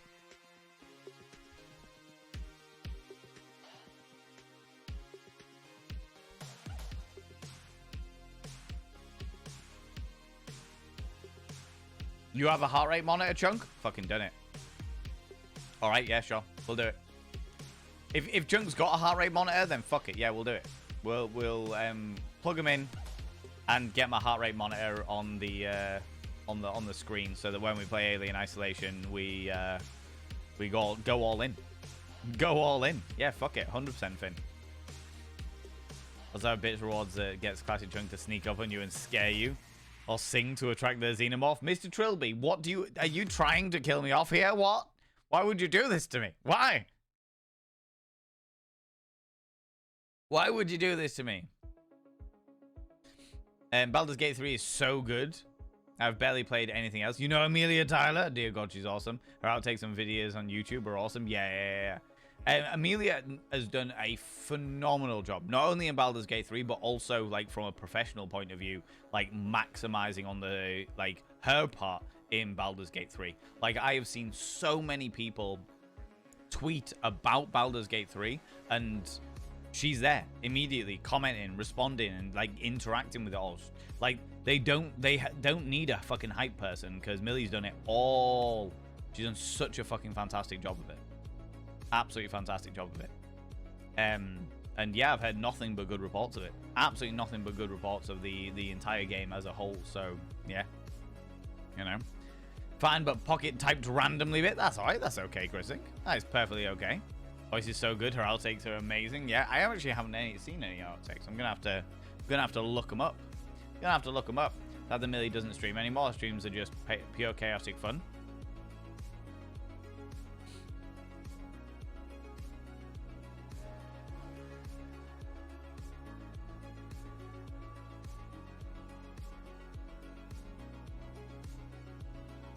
Swiftly moving on. Mr. Trilby, you cheeky devil. The glorious Findlay short stuff has redeemed a Victorian advice. So, quickly, as a distraction. Yes, friends, it's time for a Victorian advice. Where the fuck are my Victorian books? There they are. Today's Victorian advice comes from Don'ts for Wives. A book published in 1913 by Blanche Ebbott. This was published a year before the suffragette movement. A year before women had rights. And we are on chapter 7. Evenings at home. Let me have a look here.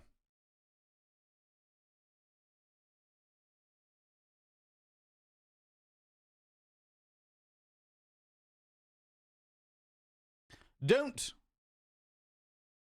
expect your husband to want to spend evenings at home if you don't make home the most comfortable place.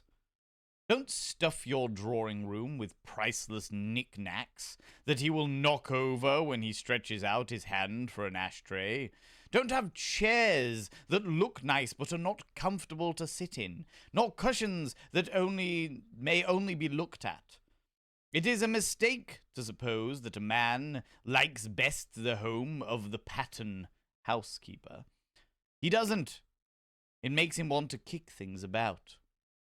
And as much as this sentiment is lined with a little modicum of misogyny there, I will say that there is an element of that I do agree with, which is make sure that your home is your comfortable place. Make sure it's a place that isn't full of things for show. Things that you genuinely enjoy, you genuinely like, and do what you can to keep it a relatively tidy place so that you don't walk into a room and immediately despair because of how unbelievably messy it actually is. Take a little pride in your home, friends. A little pride in your home, but make sure that it is your home and not a display cabinet of show-offy things. Yeah. You know? Thank you very much for contributing towards the fucking hell. 28k raised already? Already? Good lord. I forgot how quickly you people actually got to 69k. That's how, yeah. I was like, God, the last one was like 690,000 channel points. Completely forgot that there's a reason why I made it 690,000 channel points, but never mind. Swiftly moving on.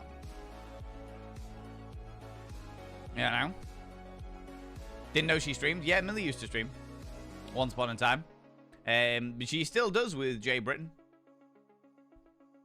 She still does with, she pops onto a lot of Jay Britton's streams. And I will have to keep your ears and eyes peeled for anything else that she wants to do. I know that she's on TikTok. I know that she's on YouTube's.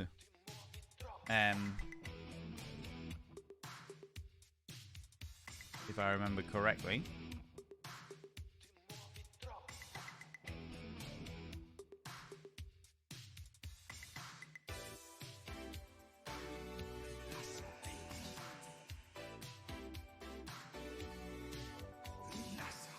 Yeah.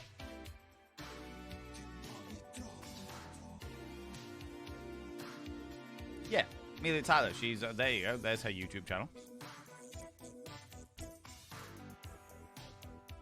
Fucking love Millie. Millie's great.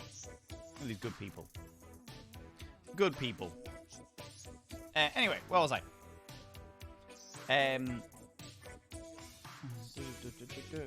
Not into that at all. If I wanted to watch a shaved panda screw, I'd go to the zoo. Classic Chunk. I'm surprised in this house, considering how many fucking mirrors there are in this house. But well, it's got to be each to their own. I'm not going to yuck somebody's yum, but I'm also not going to yuck somebody's yuck. You know what I mean? Not into it. That's fair enough. That's all right. I, however, am. You know. Like in the kaleidoscope screens, everything very Tron. Yeah, I'm just going through loads of various different screensavers. Some of them really catch my eye, and I'm like, fucking, let's go. Today I was feeling in a synth-wavy move, so I was like, oh, this kaleidoscopy thing will be pretty fucking cool. This kaleidoscopy thing will be pretty fucking cool. You know, old Windows Media Player. Do you know what the funny thing was? How's it going, Pixie Bomb? How you doing? Last Thursday, we literally did a, like, the screensaver that I had was the DVD that bounced around the, and never actually hit a corner. You know the DVD sign? Yeah. That is, yeah. It was great. It was great. A little bit of nostalgia. A little bit of nostalgia. Winamp, fucking hell. That was my favorite and is now back. My inbox is always open. Oh.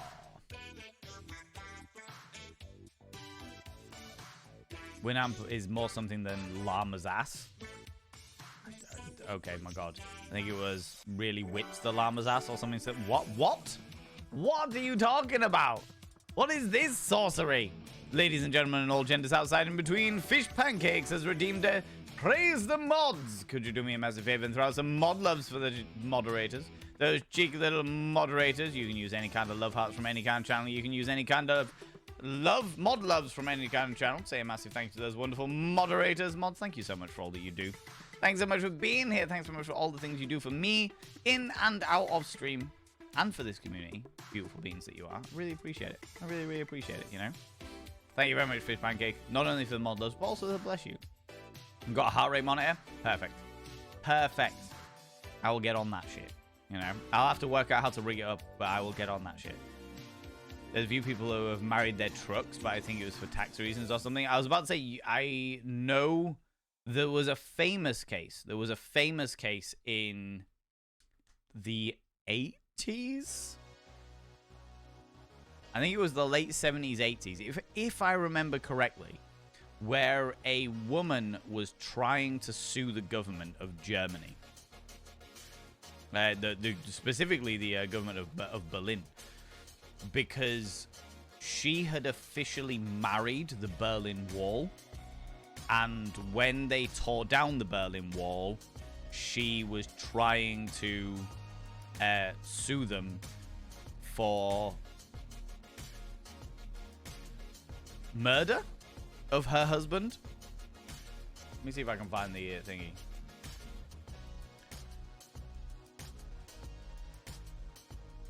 Woman who married the Berlin Wall. Isarita Berliner Mauer, 54, whose surname means Berlin Wall in German, wed the concrete structure in 1979 after being diagnosed with a condition called objectum sexuality. She fell in love with the structure when she first saw it on television when she was 7. She began collecting his pictures and saving up for visits. On her 6th trip in 1979, she tied the knot before a handful of guests.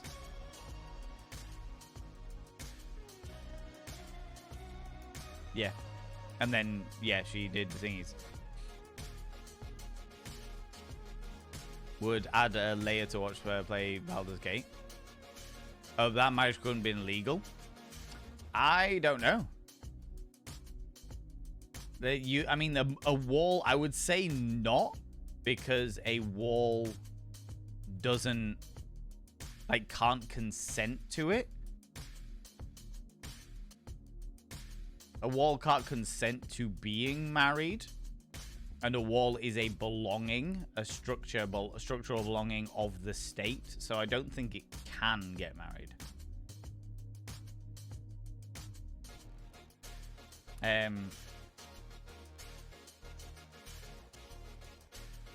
Feelings on the first meeting. The wall he's more good looking than in the pictures. That was her first thought when she met them, or when she met the Berlin Wall. Lives in Sweden at the moment in a house that doubles as a guillotine museum. Fell in love with the Berlin Wall when she saw it on television when she was 7. Asked for the Swedish TV series 100 Highlights about the first time she had sex with the Berlin Wall. She says that she was 12 or 13, though she is coy about the details of the encounter. That was the first time she met the Berlin Wall. She saw it on TV when she was 7. Then she first consummated the relationship when she was 12 or 13.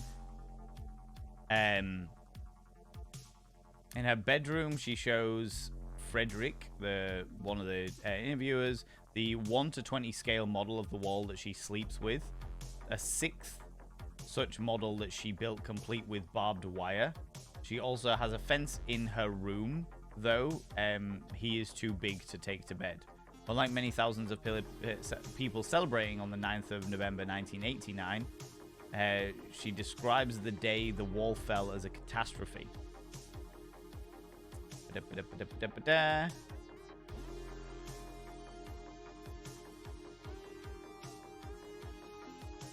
Was shown at the 5th Berlin Biennale.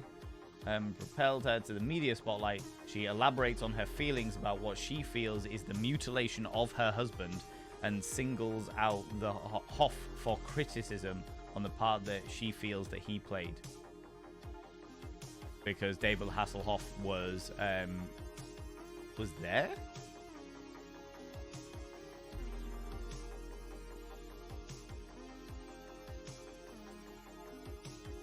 She actively outed David Hasselhoff by saying, "Shame on you, David Hasselhoff. You are nothing without that talking car." That was a direct quote.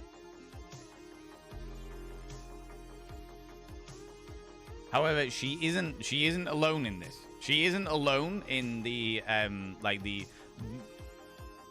marital dynamic.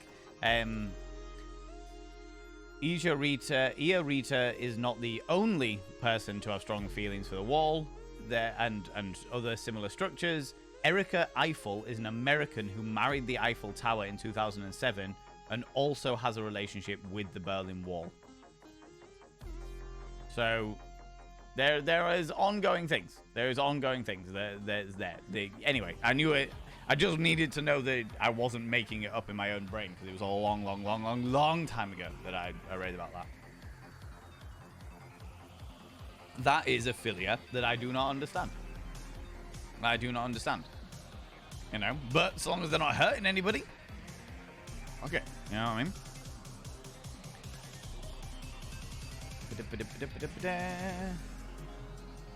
And because it counts as couples' income tax reasons, they can earn more with less tax or something. There's definitely somebody who's married themselves, which I thought was quite interesting.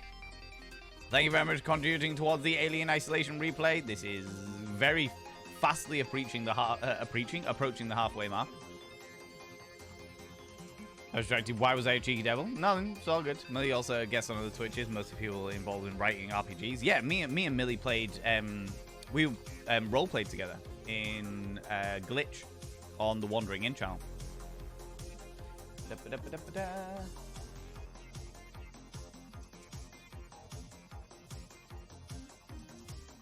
Glitch, Wandering.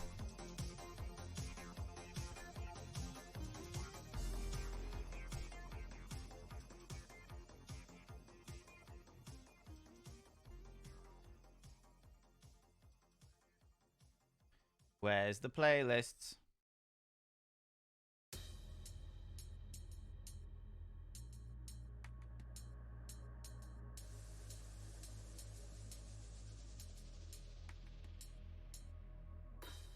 Fuck it, this is the link to episode 1.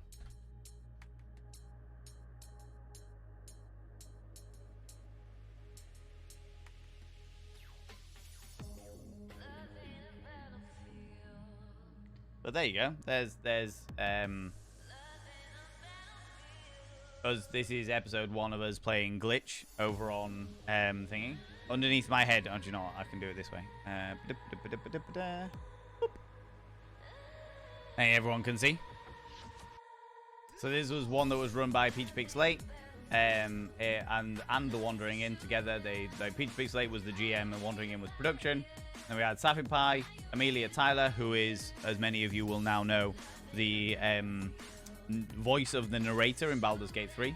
Tezechka, Tashnar, and myself as young Pod, little Pod, you know. But this was a cyberpunk game that we played. It wasn't the roleplay game Cyberpunk. It was a different one, but it was set in a cyberpunk world. Very, very good. Thoroughly enjoyed. I play a fucking 8-year-old. I play an 8-year-old that's real fucked up. Real fucked up. If you're getting kind of hungry and you need a snack quick, get yourself a nice big meat stick.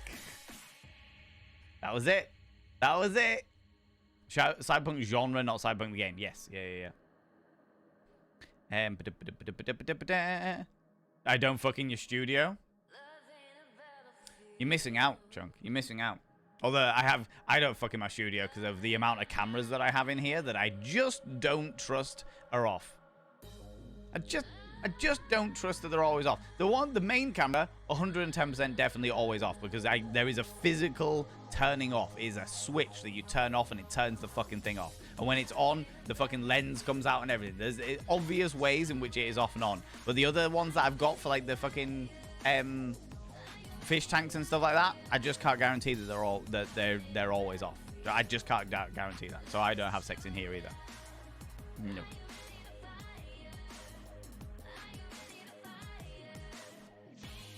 How's it going, Zoran Spirit? How you doing? Actually got the screensaver on his dad's TV the other night. Fell asleep to the DVD. Oh my lordy. That's an old school screensaver. Do you know what I mean? She was in Glitch, recognize the face. She was in Glitch. Yeah. She was indeed. Don't forget all the moment, which means dating apps are... What dating apps are people liking at the moment? The only one that I genuinely enjoyed when I was dating was Fields. The other ones I found decidedly shit. The other ones are just such a pain in the ass. You know? Swims in the emotes. Woo! Winamp used to have an audio clip play when you first installed it that said Winamp really whips the llama's ass. Did it? Is this what Shade Secrets sent me?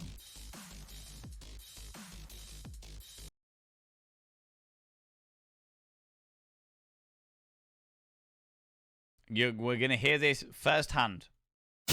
Winamp. It really whips the llama's ass.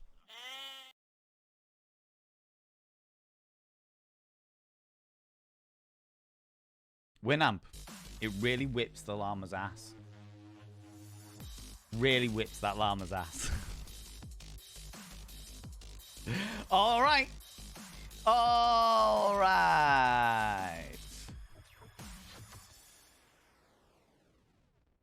Kind of want Jay Britton voiceover DLC, just that Jay complained that Millie got the part and he didn't. I mean, to be fair, could be on it, all about it. Do you know what I mean? Not the Hoff. Where's the lie? Don't hassle the Hoff. How dare you? Classic Chunk. David Hasselhoff has done so many things. So many things like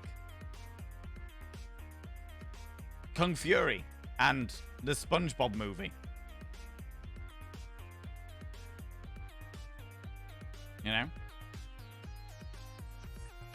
Been looking for freedom. And that became kind of a him. Oh, yeah. That'll be the reason why she hassled the Hoff. Do you know what I mean? Imagining that David Hasselhoff had any role in that event is the most disturbing thing in that story. Yeah, I was about to say, he sang a song to it. He sang a song about the situation that happened. And she rebutted. And then something new every day, right? Had my nest arrive early and she still failed to access my port. Is that a euphemism, Decimate? Is that a euphemism? Not a euphemism. Nick's always asked the Schmeck's question, but before I do that, before I do your Schmecksual question, Nick, sorry, give me 2 seconds. I just want to say a couple of things. Where's my little fucking announcement section? there it is. Friends, we had a movie night on Sunday night. It was fucking amazing. We watched Minority Report. I forgot how fucking long that movie is, but I also forgot how much I enjoyed it. It was a really, really good night. It was a really good night watching the Minority Report on Sunday night. The next movie night is Sunday, the 24th of September. So I was missing out and look at that movie. It was really good. I forgot how good it was, actually. I forgot how good it was. The next movie night is Sunday, the 24th of September. And we will be watching The Mummy Returns. We'll be watching The Mummy Returns. That's Sunday, the 24th of September, 8 p.m. BST. Thank you very much, Nibberin. I keep forgetting that command even exists. Sunday, the 28th of September. No, Sunday, the 24th of September at 8 p.m. BST, where we will be watching The Mummy Returns. It'll be, as always, join the Discord. You do not have to pay anything. You don't have to. It's not subscribers only. It's just turn up, have a good time. You don't have to have your camera on. You don't have to speak if you don't want to. It's all just there. It's all fun and games. And we've been doing it for a real long fucking time now. Jam Jar Brain recently told me that we've watched 32 movies in the we watched 32 movies in the movie nights that we've been doing over the past couple of years, which is a fucking wild amount of movie nights, wild amount of movies. But yeah, that's going to be the next one. And then in October, friends, we will do our usual like Halloween double bill. All right, so we're watching at least 2 movies in October. At least 2 movies in October where we're doing like a double bill of Halloweenness, okay? And give us all a heads up on that one. Where we tend to watch something that's a little bit spooky, but not too like gory or frightening. And then we tend to watch something that's a little bit more on the horror side. So we watch something that's spooky for those people that don't like horror movies. And then we watch something that's a bit more horror oriented for the sake of the people that do like horror movies. So that's the reason why we do 2, sometimes 3, but usually 2 in Halloween time. All right. But I will decide on that shit later on, you know. Okay, what was that? What else did I need to do? Oh, in September, we are going to be changing the way that we do gaming. So on Tuesdays, we're going to be doing long games that last longer than 4 weeks. So at the moment, we're playing words. At the moment, we are playing Hollow Knight, which is great. I'm playing Hollow Knight, which is fantastic. Really enjoying it. And on Wednesdays, we're going to dedicate our Wednesday gaming streams to shorter form content, to shorter games, okay? So there'll be games that last between 1 to 3 weeks. 1 to 4 weeks. At an absolute push, 5 weeks. Like, if I am just playing it slowly. Do you know what I mean? So that is the plan for Wednesdays. So Tuesdays is long form games, Wednesdays is short form games, okay? I'm also going to try, I'm not going to commit completely and utterly, but I'm going to try to basically refine down to like just playing indie games. I'll play the occasional non-indie game and stuff like that, but it'd have to be like massively voted for by the community. I'd probably be in a situation where I put one non-indie game, one like what they call them, like AAA games, not even AAA games, but like high-end developer games versus these indie games and stuff. And if people vote for it, then we'll play that. If not, then that's fair enough, you know? That's fair enough. Anything else I need to ask you? Oh yeah, don't forget that we've got the fan art stream as well, friends. The fan art stream. So for those people that don't know, we have got a competition going. In the art and performance section of the Discord, there is a fan art section where people can do fan art of me, of this community, of the trolls, of the fish, of whatever they fucking want. They can they show that up and do the bits and pieces and what have yous. And yeah, it's a thing. It's really cool. It's really fun at the moment. So if you would like to do some stuff, I think there's only been 2 entries. But basically, we actually got to a point like we used to have shitloads of fan art. And this community are super fucking talented with their art and stuff. So I was like, do you know what? I'd love to display more of that off. So we're going to do more of that stuff. And I can't remember when that's actually happening.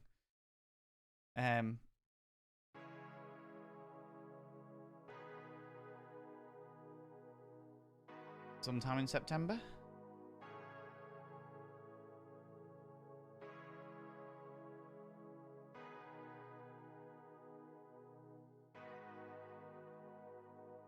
Oh, doing it on the 28th of September, and then on the 29th of September is my streamiversary. So we're going to have a bit of a party on the 29th of September. There's a lot of shit going on in September. So we've got fan art on the 28th. Well, movie night on the 24th. Fan art on the 28th. Streamiversary party on the 29th. Cool. That'll do for announcements for now. That'll do for... Can you draw me like one of those French girls? Yes, you 100% can. So long as it's within terms of service, I don't give a fuck. You can draw whatever you want. You can draw whatever you want. And we will do a vote at the end of it all. We will do a vote of which one... Like, you will be voting on which one you think is best. And that one, the one that wins... is the one that I will put all over my social medias. I'll put it on Twitter. I'll put it on Threads. I'll put it on my Facebook. I'll put it on everywhere being like, this is the one that won. So there is an incentive to do it because I get to show off your artwork. I get to show off your artwork to all of the people that follow me. You know? You know? Right. Nick Soy, are you still here, you beautiful bean? Are you still here? You showcase the fan art on your stream. I think it'd be cool, a little segment. Yeah, that's exactly what we're going to do, Ditsy. That is exactly what we're going to do. We're going to showcase the fan art on stream, so that we are because I used to have like a rolling. Look at this cheeky devil. I used to have a rolling slideshow of people that had submitted like fan art of the community and stuff like that. And I might if there's only a couple of entries for this first one, I might go back and see all, like, show off all of the old stuff that people liked and people did. And then yeah, what we'll do is we'll show it all off, have a look at it all the stuff in the Discord and what have you, and then I'll put them all up for a vote, and the community, you people, will be able to vote on who wins. You'll be able to vote on who wins. The winner will have... I will put their artwork on all of my social medias, showing it all off to the world, so that everyone knows that we've done it, and a big thanks to them for doing it, and well, congratulations for winning. You know? That kind of thing. That kind of thing, you know? I thought it'd just be a nice way to kind of do a bit more community stuff. That'd be a nice way to... Because we've also got so many artists in this community. We've got so many amazingly talented people. And even if it's not like art, even if it's like digital art, or it's like sculpting or whatever, like, that stuff all counts. I really like it. I really like the fact that we've got such an amazingly talented community, and I want to show it off a little bit more. I want to show it off a little bit more. Do you know what I mean? Glitch was fantastic, and anyone that hasn't seen it, highly recommend. Thank you so much, Shade Secrets. I really appreciate it. It was a good one. It was a good one. I did thoroughly enjoy playing it. Do you know what I mean? Right, Nick Zoy. I wanted to ask about your views on ethics of watching porn. Nothing wrong with sex work, but the industry is said to be very exploitative, but I feel too underinformed to form an opinion. Nick Zoy, the industry is massively exploitative because of the fact that the sex work industry is hugely overlooked when it comes to the vast majority of laws. Yeah, you subscribed. Most kind. Thank you very much for coming in here. Living Scarecrow, you beautiful bean. I wasn't going to call your name out. I thought you might have been lurking, but there you are. There you are, coming in with the Prime Gaming, you cheeky devil. Thank you very much for coming in with that Prime Gaming there. You may notice that this number hasn't gone up. That is because it's a Prime Gaming subscription. These are very specifically to do with the whole thing, the whole incentive that Twitch has got about getting 350 paid subs. But that doesn't mean I value your Prime Gaming any less. Any less, you beautiful being. I very much appreciate it, because I am way off the 350 mark that Twitch are asking for. And I really appreciate the fact that you could have put that absolutely anywhere and you decided to put it here. I really appreciate that. I really, really appreciate that, you beautiful bean. I will now inscribe your name upon the mirror vein.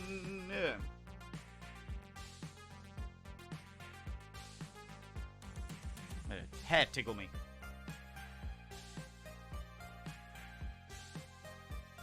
By having your name upon the mirror of vein, it means you get access to my personal Snapchat. Not a bum Snapchat, you cheeky devil. I see you, you cheeky individual. And of course, you get access to all the sexy little emotes. But the most important thing is you got to roll over every morning, look in the mirror. Good God, I look rough. But goddamn, do I make rough look good? Ooh, hurrah, sexy. Ooh, yes, meow. You know? You cheeky individual, you. You cheeky individual. Prime Search should absolutely be counted in that number, at least in my opinion. The point... It's a really weird one. It's a really awkward one. There are reasons for it, and it's a really convoluted and deep conversation to have. And I find that the vast majority of people, myself included, don't have enough of an understanding of the reason why the 350 subs, paid subs, exists as a threshold in the first place. I have a bit more of an idea than most people because I do ask and I do investigate stuff a little bit more. But yeah, that is there are reasons for it. There are reasons for it, and they are definitely 110% money-oriented reasons. 100% money-oriented reasons. But anyway, Nick Soy wanted to ask about the views on ethics of watching porn. Nothing wrong with sex work, but the industry seems to be very exploitative. The industry can be very exploitative. It certainly can be very, very exploitative. And that is one of the reasons, especially with stuff like Pornhub existing. There's entire documentaries on why, like on Netflix actually, on why not just Pornhub, but sites like Pornhub that basically made a YouTube of sex work became so problematic.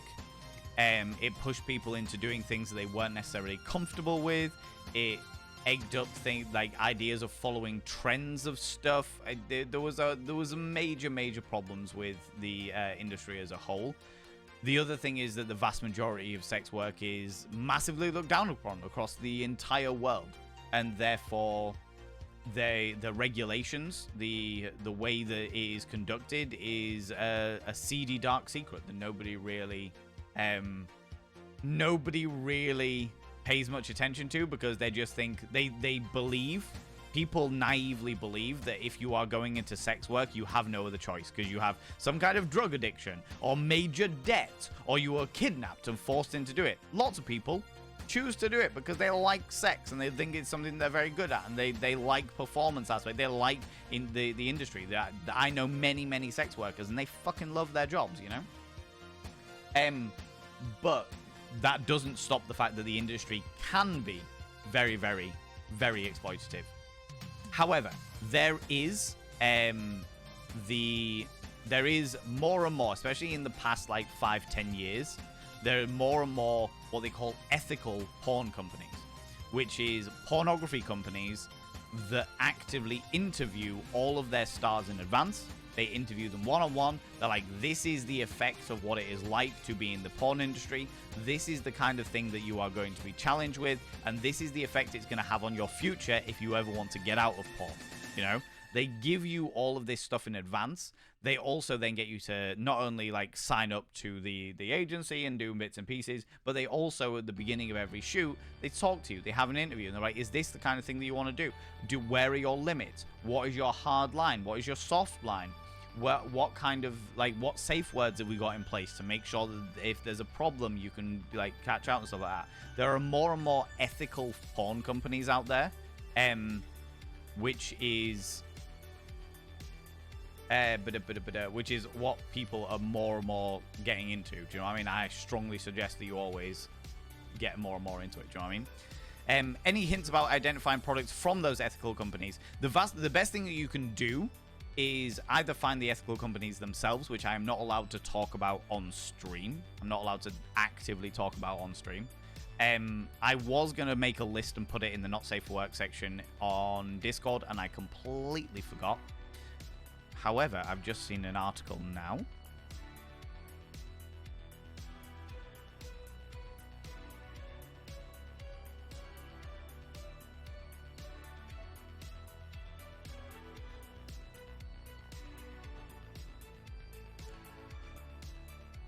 I've just had a quick skip through this, and this looks like a good article. So what I'll do is I'll stick that in the Not Safe for Work section right now. I will put it in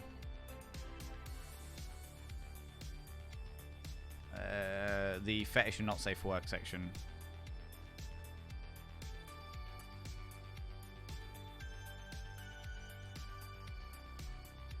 That's an article by mindbodygreen.com about ethical pornography. It also has a list of ethical porn studios down at the bottom.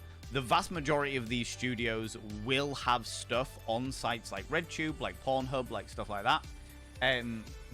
But you just look very specifically for the companies, find the profiles of these companies, and watch it through that.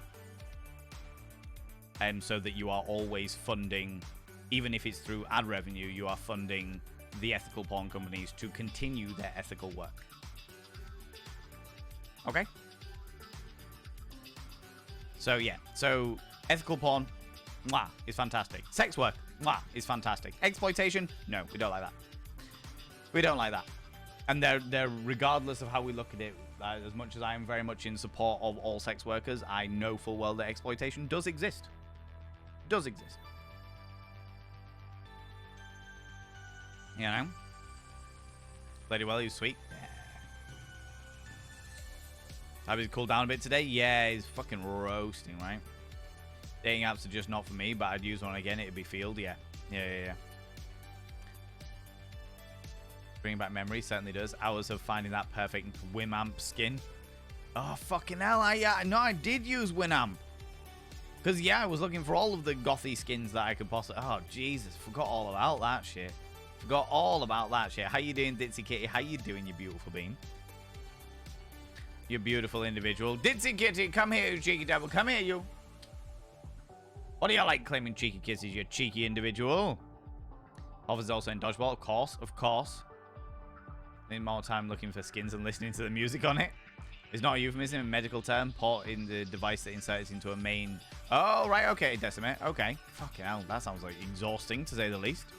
To say the least. Calandra, come here, you cheeky devil.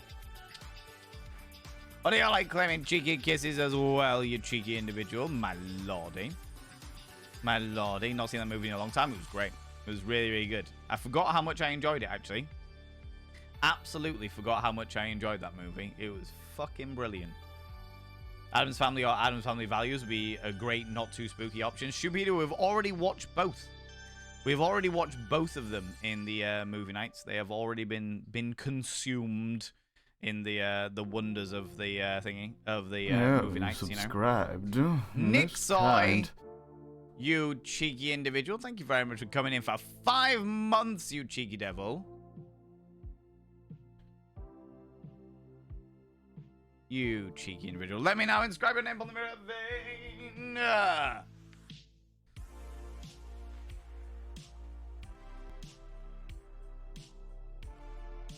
By having your name on the mirror vein, it means you get access to my personal Snapchat, not a bum Snapchat, you cheeky devil. And of course, you get access to all those sexy little emotes. But the most important thing is you go roll over every morning, look in the mirror. Oh God, I look rough. But god damn, do I make rough look good. Ooh, harra, sexy. Oh, yes, meow. Many of you will notice that there is a big crack in this mirror, friends. This mirror arrived cracked. This mirror arrived to my house cracked, and I was going to send it back. In fact, I emailed them. I was like, the mirror has arrived cracked. And they went, oh, we're very, very sorry, Mr. Bain. Here is a full refund. Would you like us to send you a new mirror? Just send it back to us. We'll send you a brand new one. And I was like, do you know what? No.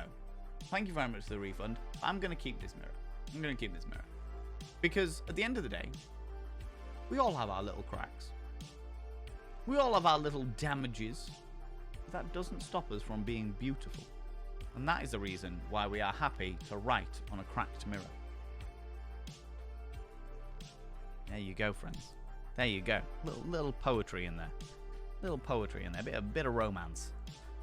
David Hasselhoff did a cover of Hooked on a Feeling. And it's like listening to karaoke where someone just reads the lyrics. That wouldn't surprise me if that is actually what just happened, if I want to see a jam jar. And probably he got paid a fuck ton of it to do it. You know?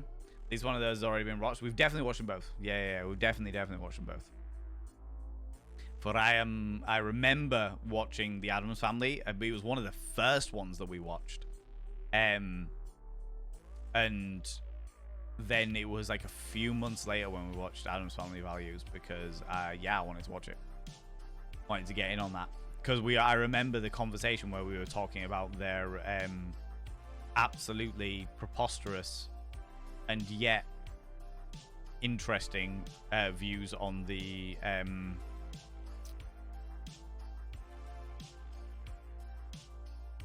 what's it called? Thanksgiving dinner at the camp that they were at, you know. Anyway, I'm not going to spoil it any more than that just in case people haven't seen it, but it's a great movie.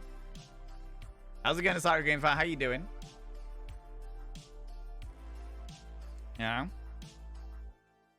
Should I draw you in the likes of a llama if you want to? If you want to, Asari Green Fan, whatever you want. Whatever you want is entirely up to you. There is a section in the art and performance space called fan art submissions. Stick them in there, and I will happily throw them to the world for judgment, you know? For judgment. And by judgment, I definitely mean, like, this community. This community. That is what it's all about, you know? Doing very, very well, thanks, Scarecrow. How are you doing? How's it going? Okay, to everyone that can draw, please do this. Unfortunately, I can't draw anything past a stickman. Those, and those S you did in school. Oh, the S's you did that were like a little diamondy thing? Yeah, I remember those. Fucking hell. Forgot about those. Forgot about those. Such a cool idea. I might try something myself once I'm out of the art slump. Yeah, do it. No pressure. We're going to be doing it for a while. The plan is to be as inclusive. Where did the S come from? I've got no idea. I got no idea. How's it going, Astacon? How you doing, you beautiful individual? Prime subject, actually, yeah. So a new job on Friday. To be honest, a bit nervous. You got this, Scarecrow. You got this. You don't even have to worry about it. You don't even have to worry about it. You got this. Whatever the job is, breeze. Absolute breeze. Don't get yourself worked up. You're all about it. Do you know what I mean? Are you a pathetic, bargaining... What? Is that what Bug Buffet is? No! No, I am delightful and tasty. I'm evidently... What can I say? Creatures just love to suck on me. They just love to suck on me. You know? I can't say I blame them. You know, I am quite tasty.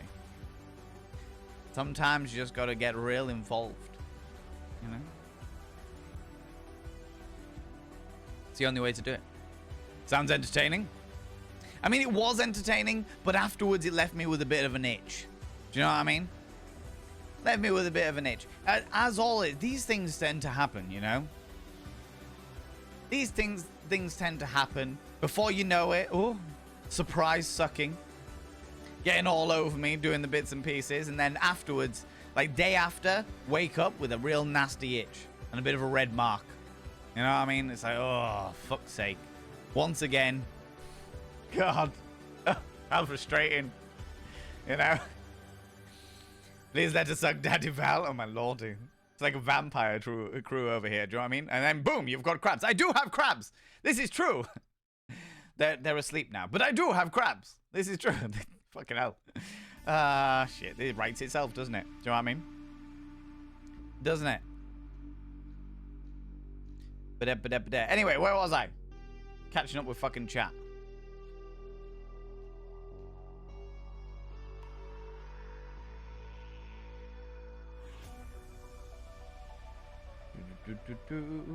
Okay, where was I? Any hints about identifying products from those ethical... Yeah, so we talked about all those. Butterfly Effect, you haven't already heard of it a few years. How's it going, Becky Pogs? How you doing?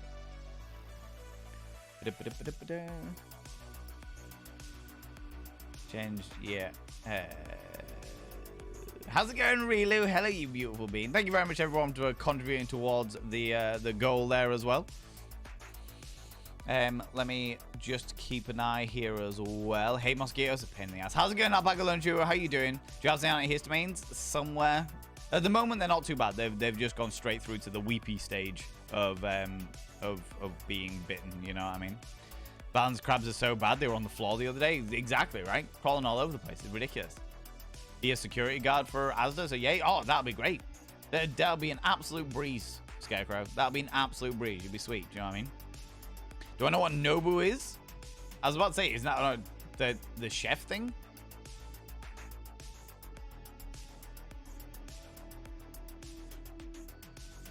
Sounds delicious. The lubricant?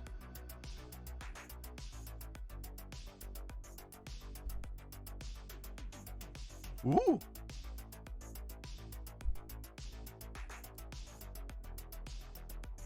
There is a company called Nobu. I've not actually heard of them before. I have worked with a lot of these companies. In fact, you will see if you ever go to the Thirst and Vanity YouTube channel, you'll see an awful lot of my toy reviews and stuff like that. But yeah, I've not come across Nobu before. You know.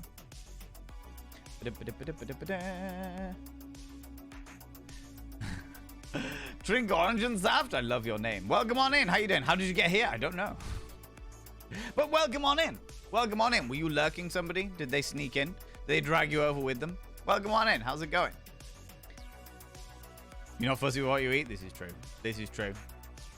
SIA license, security, and Asda, and generally safe. Yeah, it'll be fine. Oh, you followed Absolute me. breeze, Ooh, do you know what I mean? Little stalker.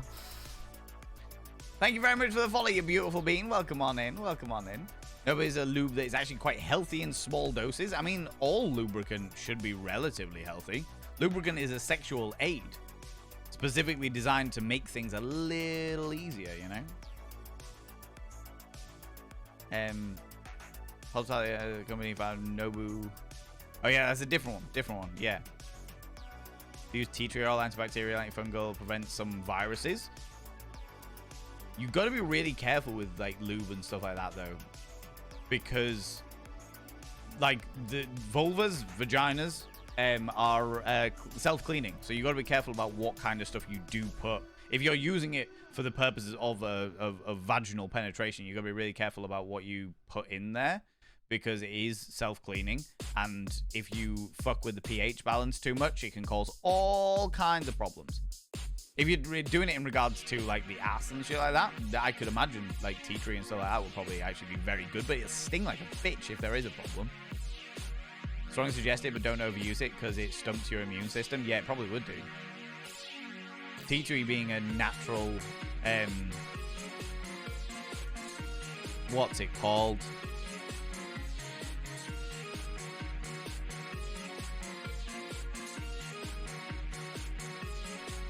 I want to say antibiotic, but I don't mean antibiotic. Antibacterial? Yeah, maybe. Antiseptic. Antiseptic. Tea tree is a pretty good natural antiseptic, yeah. I wouldn't use motor oil. This is true. Yeah, the amount of times that, like, especially as a younger person, we'd be like, oh, why do you need, like, lube from a pharmacist when you could just use WD-40? It'd be cheaper. And I'm like, no. No, don't do it. No, you know what I mean? No. That's why I'm warning against overusage. To be fair, most of the time I don't really need that much lubricant. I tend to use like Skins. Is the one that I've got at the moment. I've got like some of the Skins lube, because it comes in a real nice bottle. I am very much an aesthetic person. If something goes in a really nice bottle and is relatively good, has good reviews, I'm all about it. All about it. Antiseptic, yeah. Super aggressive, would never use that down there, especially if there's a small cut or something. Yeah, it is very, very aggressive. It's good for stuff like, funnily enough, mosquito bites and stuff like that. But I wouldn't use it in the nether regions area, you know. Wouldn't use it in the nether regions area.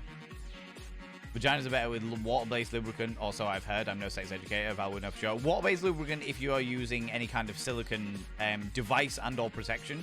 So if you're using sex toys or condoms, water-based lube is your best bet. Generally speaking, water-based lube is usually better than silicone because of the fact that it can be easily washed away. Silicone-based lube is very specifically if you are doing something that requires the extra lube regardless of water. So in a sex scenario, if you're having sex in the shower or you're having sex like around the bathtub or something like that, where you're going to get a bit wet and what have you, then yeah, silicone-based lube. But you got to be really careful with silicone-based lube because, like I said, it doesn't wash away as easily, and therefore, like, the possibility of slipping on things is much higher. Much higher. But yeah, don't use silicone lube with silicone toys because it'll wear away the actual silicone itself. You know? Do I like fantasy novels? I do indeed. I haven't read a fantasy novel in fucking years, but I did thoroughly enjoy The Magician by Raymond D. Feist, and the best fantasy novel I have ever read in my entire life was Gardens of the Moon by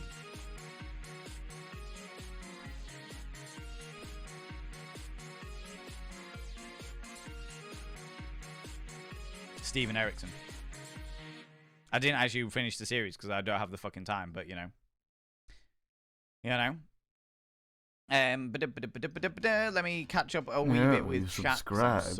Most kind. He says just about to catch up with, like, try and catch up with chat. Relu, I'm gonna read what you said first, but before I do that, Max Wattage just gifted a cheeky little sub to Astacon. Astacon, I shall now inscribe your name on the mirror vein. By having your name upon the mirror vein, it means you get access to my personal Snapchat, not a bum Snapchat, you cheeky devil. And of course, you get access to all the sexy little emotes. But the most important thing, is you go roll over every morning, look in the mirror, and go, God, I look rough. But God damn, do I make rough look good. Ooh, sexy. Ooh, yes, meow. You know, how's it going, Ben? How you doing, you beautiful bean? Midsummer Night's Cream. I mean, to be fair, you know. Not sex work, but entertainment related. YouTube has been serving me shorts from someone who is an intimacy coordinator on TV show movies and how they film spicy scenes. And the whole section of entertainment, didn't even know I could be interested in. Let me just pop that there. Relu, are you out of the ads yet? I'll check because I don't know. Sometimes the ads are a bit askew to what the ad number gives me, you know? Yeah, no. No, cheeky. And out of the ads, Cool. Relu, are you there, you beautiful bean? I was completely and utterly perplexed by the death to ads, kill them with giant penises. It'd be nice if we got like a decent ad revenue from them, but that's another thing entirely, you know.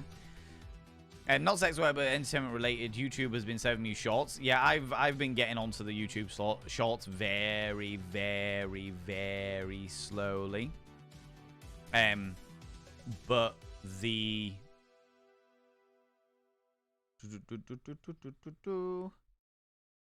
yeah, there's an entire section in there. In fact, to be fair, YouTube is a mind-boggling one to me, if I'm completely honest with you, because I've got in trouble in the past for some of the videos that I have made, despite the fact that I just sit here and talk to the camera. On the 99% of my videos, I just sit here and talk to the camera. On the VODs channel, it's me playing games, you know? It's nothing specifically, like, outrageous. It's just me talking to a camera, you know? However, I've got in trouble before because I talk about sex, and I do reviews of sex toys, and I do reviews of adult-related products, shall we say, you know? I've got in trouble for it. However, there is an entire genre on YouTube that is freely available to fucking anybody. I came across it a little while ago. Yeah, I'm pretty sure that that's what got me in trouble, Ben, if I'm honest with you.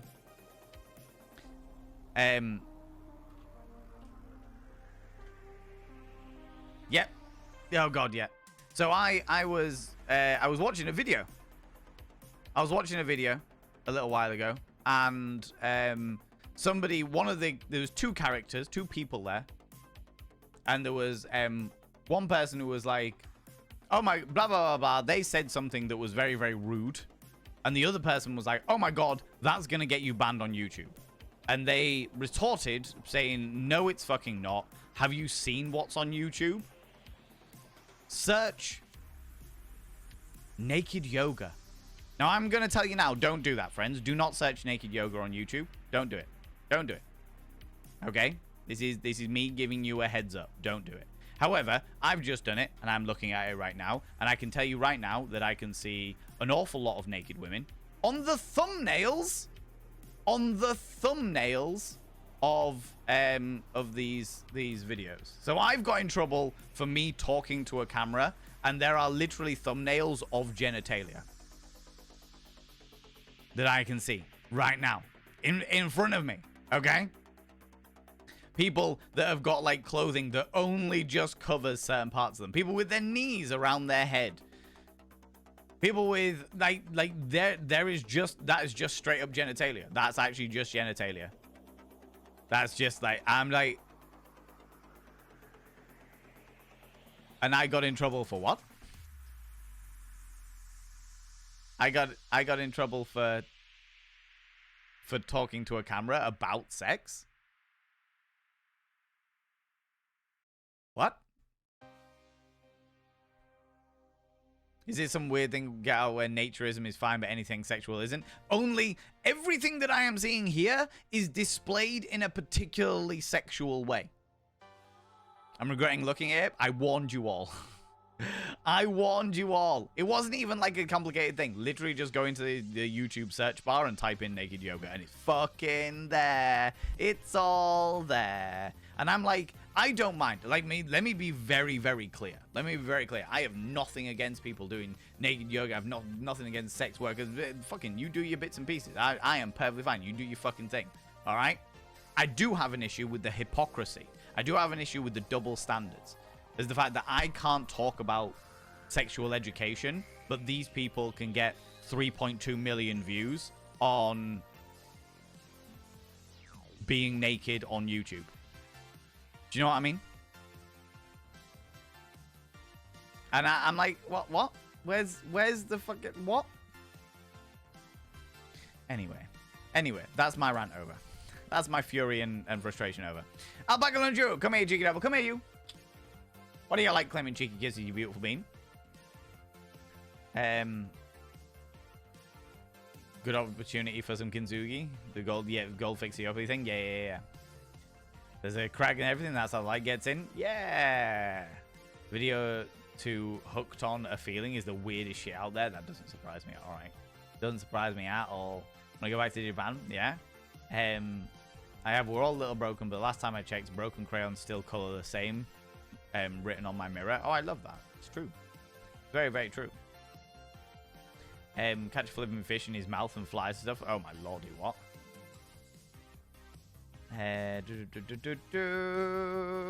The ash really did just appear one day. It really did. It was outrageous. Do you know what I mean?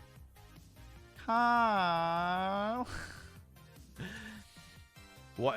Yeah, it was a bug buffet. I got bitten to fuck over the weekend. Went to a party, was stood outside, came back with shitloads of bites all over my arms. Weirdly, nowhere else, but all over my arms. I feel like everyone was trying to do the Diamond Death in school all over. Yeah. And it just suddenly fucking appeared from nowhere. Really have to suck on you? What can I say, right? Strange creatures suck you all up. You have to go to a pharmacy. It's true. It's true. Otherwise, like I said, you end up just being really itchy. All over, you know? Catching up. Covered all of these. Been asking that for 39 years. How did I get here? What is this? Hospitality LLC is an American company founded by Nobu.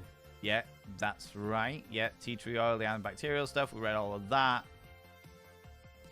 What are your thoughts on the Netflix series of Wednesday? The ending was interesting. I never even got to the ending. Sorry. My view on the Addams Family, the Netflix series of Wednesday, was I watched the first 5 episodes and I thought it was decidedly average, and at points it just actively fucking annoyed me. People, I actively turned around and said this in chat. I openly said that all of the hype about it was hugely overblown. I thought it was decidedly average, if not just annoying and shit in some places. And chat's rebuttal was, give it a chance, give it a chance, give it a chance. Give it to episode 6. I was on episode 3 at the time, and they were like, give it to episode 6. And I was like, the entire series is only 8 episodes. It should not take me 6 episodes just to get into the fucking season. Do you know what I mean? It should not take me 6 out of 8 episodes to actually be like dragged up and being like, oh my god, I'm excited about this. Do you know what I mean? It shouldn't do that.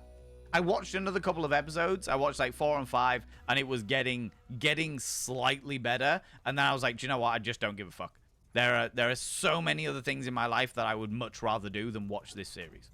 So yeah, that was the thing. I do have a lot of respect for the performers within the Wednesday series, because I know that like the person who played Wednesday had like COVID and still danced and still did all of the bits and pieces despite being fucking ridiculously ill.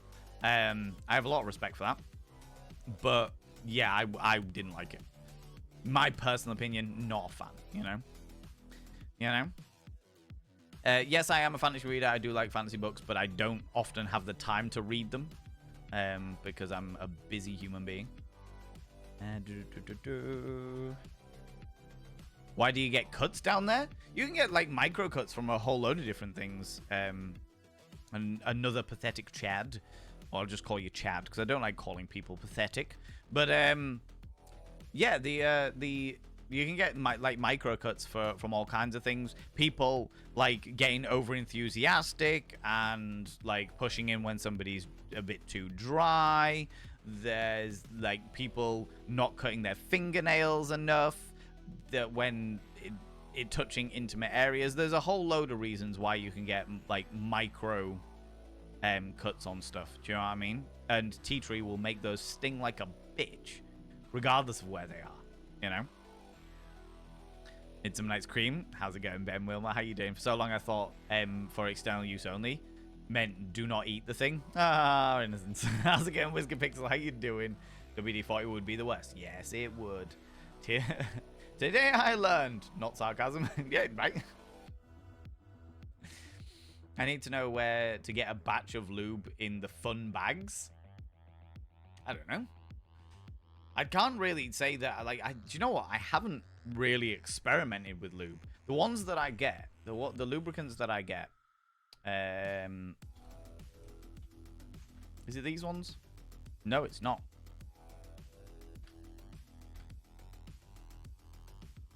Is it not Skins? What the fuck? What fucking lube do I have?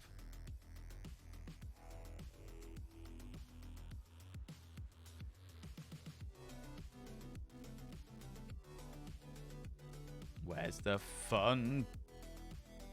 I specifically buy it because of the packaging.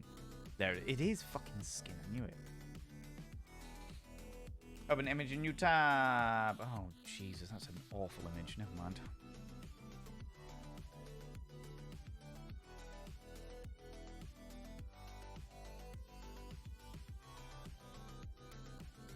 This is stuff I get.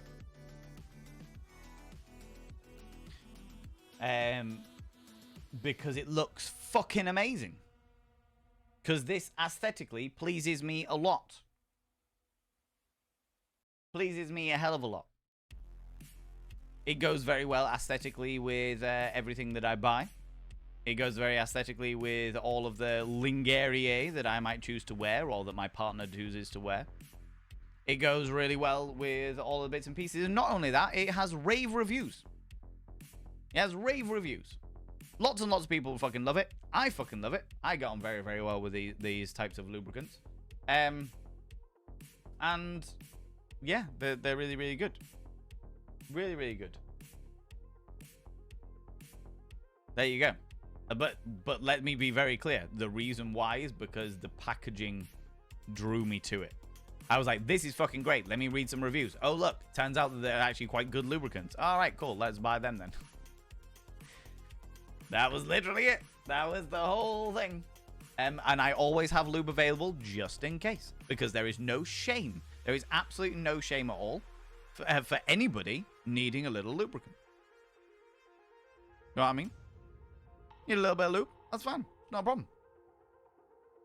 Happens to a hell of a lot of people of all genders to need a little bit of lubricant. And there's nothing wrong with that. Nothing wrong with that. There is no shame with it at all. Tried leaving when I was younger, which is probably why. Most recently, fantasy I'm in love with is eagerly awaited book series is God Killer. Yeah. what channel? Literally called Righty Space and the art and performance section. Yes, thank you very much, Shade Secrets. Go into search. Anyone remind me of the fantasy book Valen said was the best he read? The ad came up before I could note it down. Gardens of the Moon by Steven Erikson. It is a very deep book. It's, if you like your like really intricate political shit that's going on over many different realms of existence and weird shit happening and really like out there imaginations of how magic and society and bits and pieces work, Gardens of the Moon is the one. If you're wanting a pretty straightforward fantasy novel that thinks a little bit outside the box and has a little trans-dimensional dynamics, Magician series by Raymond D. Feist. If you're wanting something that's very easily digestible and pretty straightforward in regards to classic genres,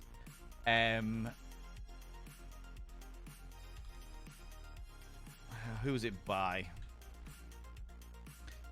The Dragonbone Chair by Tad Williams. If you're wanting something that's a little bit creepy, but again, easily digestible and easy to read, Sabriel by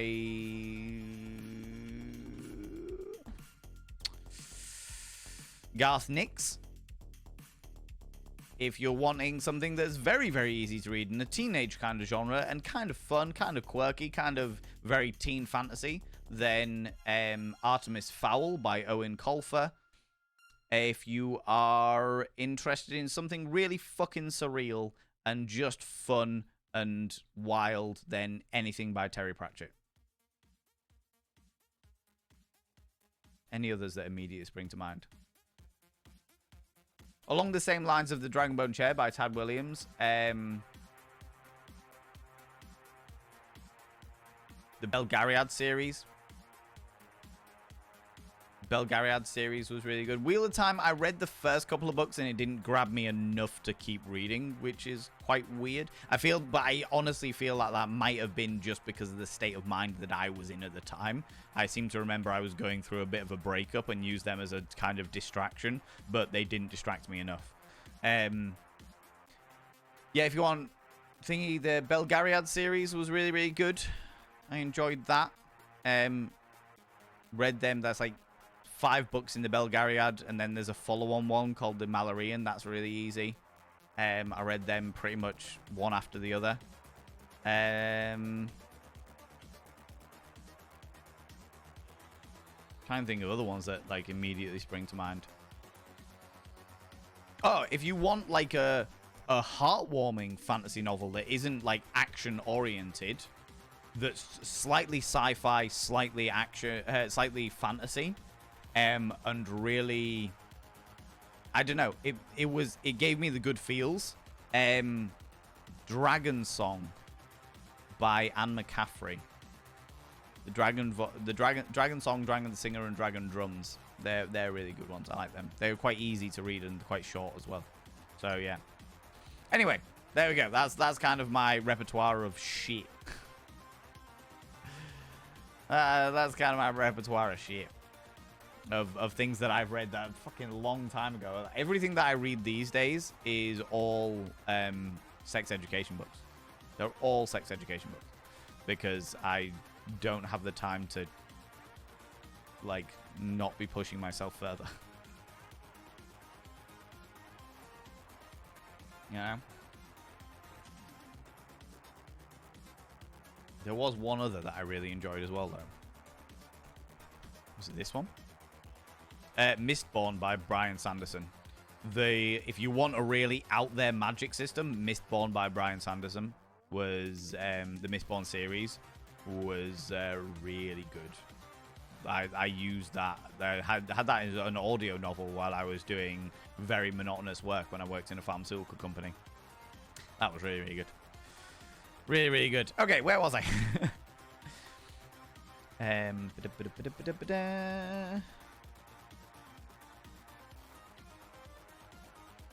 We've found some good ones, but you can't. I'm talking about is Jessica. Oh, okay. Thank you very much, Reload. Yeah, there's a lot of stuff on like YouTube Shorts and stuff that are being pushed at the moment, so it's really cool. Really, really cool. One day Valorant will be like, don't search this unless you turn on your VPN, at least double proxy. Yeah.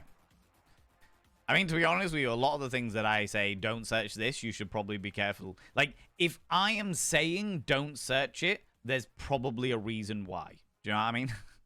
There's probably a reason why. The reason why I said then, don't search naked yoga in your YouTube, is because it will pick up on the fact that you've searched naked yoga and will suggest naked yoga to you. It'll be like, oh, you once searched naked yoga. Behold, look at this person having their ass crack waxed. Do you know what I mean? Because that's the way that the algorithms work. It's like you search something once, we're going to keep sending shit to you because you didn't happen to stumble upon this through our suggested. No, you actively searched this, which means you must have an active interest in this. You know? For me, that's not surprising. My fucking internet history will make most people faint. Do you know what I mean? But look at all these arts pleasing tutorials. Exactly, Finley. But if I'm saying don't search something, there's a good reason for it. There's a good reason for it, you know? Someone take you back. Got a flat, congratulations! I have been bitten again. How tedious and annoying. Congratulations! But bites all over your legs and butt. Alright, it's okay. Oh yeah. Having fun at the weekend. One reason I'd never wear shorts. I don't wear shorts. But I will be wearing shorts at the weekend. Because this weekend I'm going away. I'm taking me and McSteffels are going away somewhere. Excuse me. I will be back. I will not be here next Monday. I will not be here next Tuesday. I will be back on Wednesday. And we will be going straight into whatever game we vote for. So Wednesday this week, I've got shows all week. Not all week. I've got shows all day.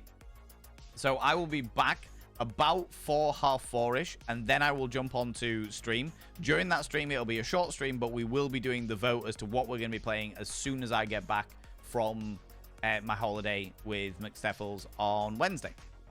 Okay? Okay? So it's going to be great. Do you know what I mean? Love Wednesday, like a lot of teen shows. That's fair enough. Teen shows are very, very easily digestible. I just get annoyed by them. And I get annoyed by them especially when it's a well-loved franchise, you know.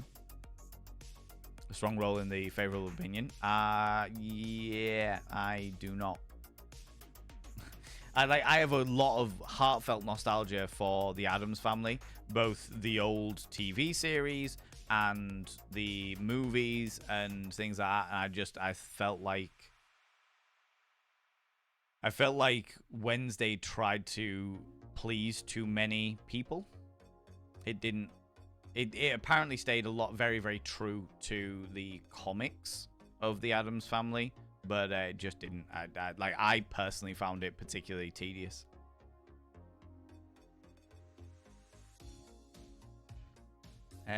Tea tree disinfects will do more damage than good in the vagina. Yes, it will, because the vagina is full of bacteria and it has its own pH level and it needs to be like self-cleaning. Self-cleaning. Wake up with random cuts on my face? Yeah. Having cut the fingernails too recently? Yeah. Having a weird brain moment, having to work 5 days, 40 hours a week, so it's ingrained after 15 years that I can feel slightly bit of anxiety about having to work tomorrow. I need to keep actively remind myself that I don't have to work tomorrow. My God, Dean. Yes, you do not have to work tomorrow. You do not have to work tomorrow. You can just take it easy. You can have that long lie in. You'll definitely wake up at exactly the same time that you've woke up for the past 15 years, but you don't have to. You can stay in bed. You know? So pretty rude, right? Same brand on condoms I buy? Yeah. I've have them. I think they're very, very good. I have no qualms with them. I think the design is also very, very cool as well. You know, no worries, Ditsy. You take it easy. Have a wonderful, wonderful evening. Use skin condoms. They're latex free. Yeah. Warning about Gardens of the Moon. It's the first book in a 10-book series, and the whole series is pretty intense, but a great high fantasy series to get into. Yeah, I will honestly say, Riolu, following on from that, okay? Let me be very, very clear. Gardens of the Moon is a very brutal and realist universe, okay? Gardens of the Moon, I wasn't that bothered by. Gardens of the Moon, I was quite all right with. I enjoyed it. There were some bits that I found tough to read, but overall, I thought it was okay. The following book,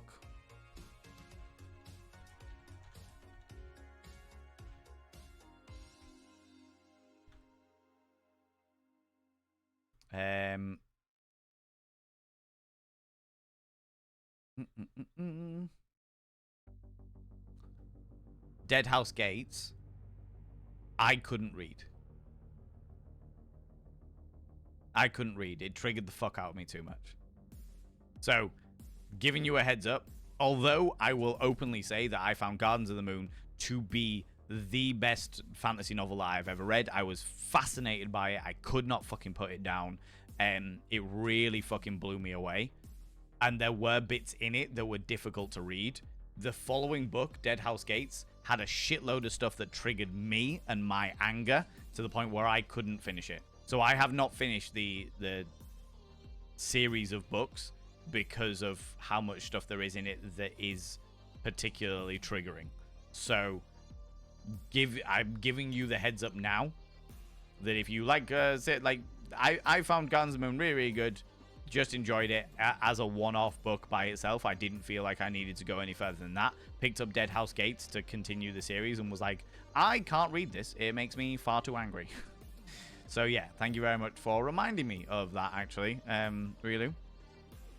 For sure. On a re-listen of Sabriel on Audible at the moment. Tim Curry reads it. Oh, that's cool. I love that. I wake up whenever Jane wakes up and decides it's breakfast time. That is fair. Can you not, though, go back to bed afterwards? Go back to bed afterwards. You know what I mean? Sabriel's great. I did enjoy Sabriel. Never really got into Lyriel, but I did enjoy Sabriel.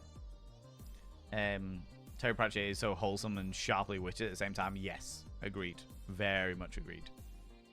If you start Terry Pratchett's Discworld, don't start with Color of Magic. It was the first written chronologically, but it's not his best work. There's a guide online to help you pick where to start. I enjoyed Color of Magic, but then I also I like Color of Magic because it sets for me personally, it sets a really nice bench level. This is your base level, and everything else goes up from there.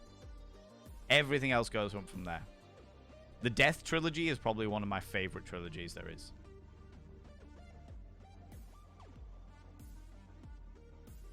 Johnny and the Dead, I haven't read that one. How's it going, Wandering In? How you doing, Sheepy? How's it going? Can I get a shout out for the Wandering In, please? I would very, very much appreciate it. Agreed on Color Magic. Yeah, I feel like it sets a really nice base level. I feel like it sets a really, really nice base level as to where you can go from Terry Pratchett. But I do agree that it's not his best work. For sure. Thank you very much. People, go check out Sheepy. Go check out the Wandering In. The Wandering In are a fantastic collection of individuals. And by collecting individuals, I mean Sheepy and whoever Sheepy decides to rope on board. How's it going, Sheepy? How you doing, you beautiful bean? Sheepy, when is Duakuma meant to be back on lines? Do you know what I mean? Anglo-Saxon Ute. Valen, why do you look like that? Because this is my face. And I covered it in makeup because it makes me feel pretty. Do you know what I mean? And I wear earrings that are the labyrinth door knockers because they make me feel pretty. And I wear this earring as well. It's like a dangly one because it makes me feel pretty. In fact, there's a lot of things that are going on here because they make me feel pretty. That is the answer.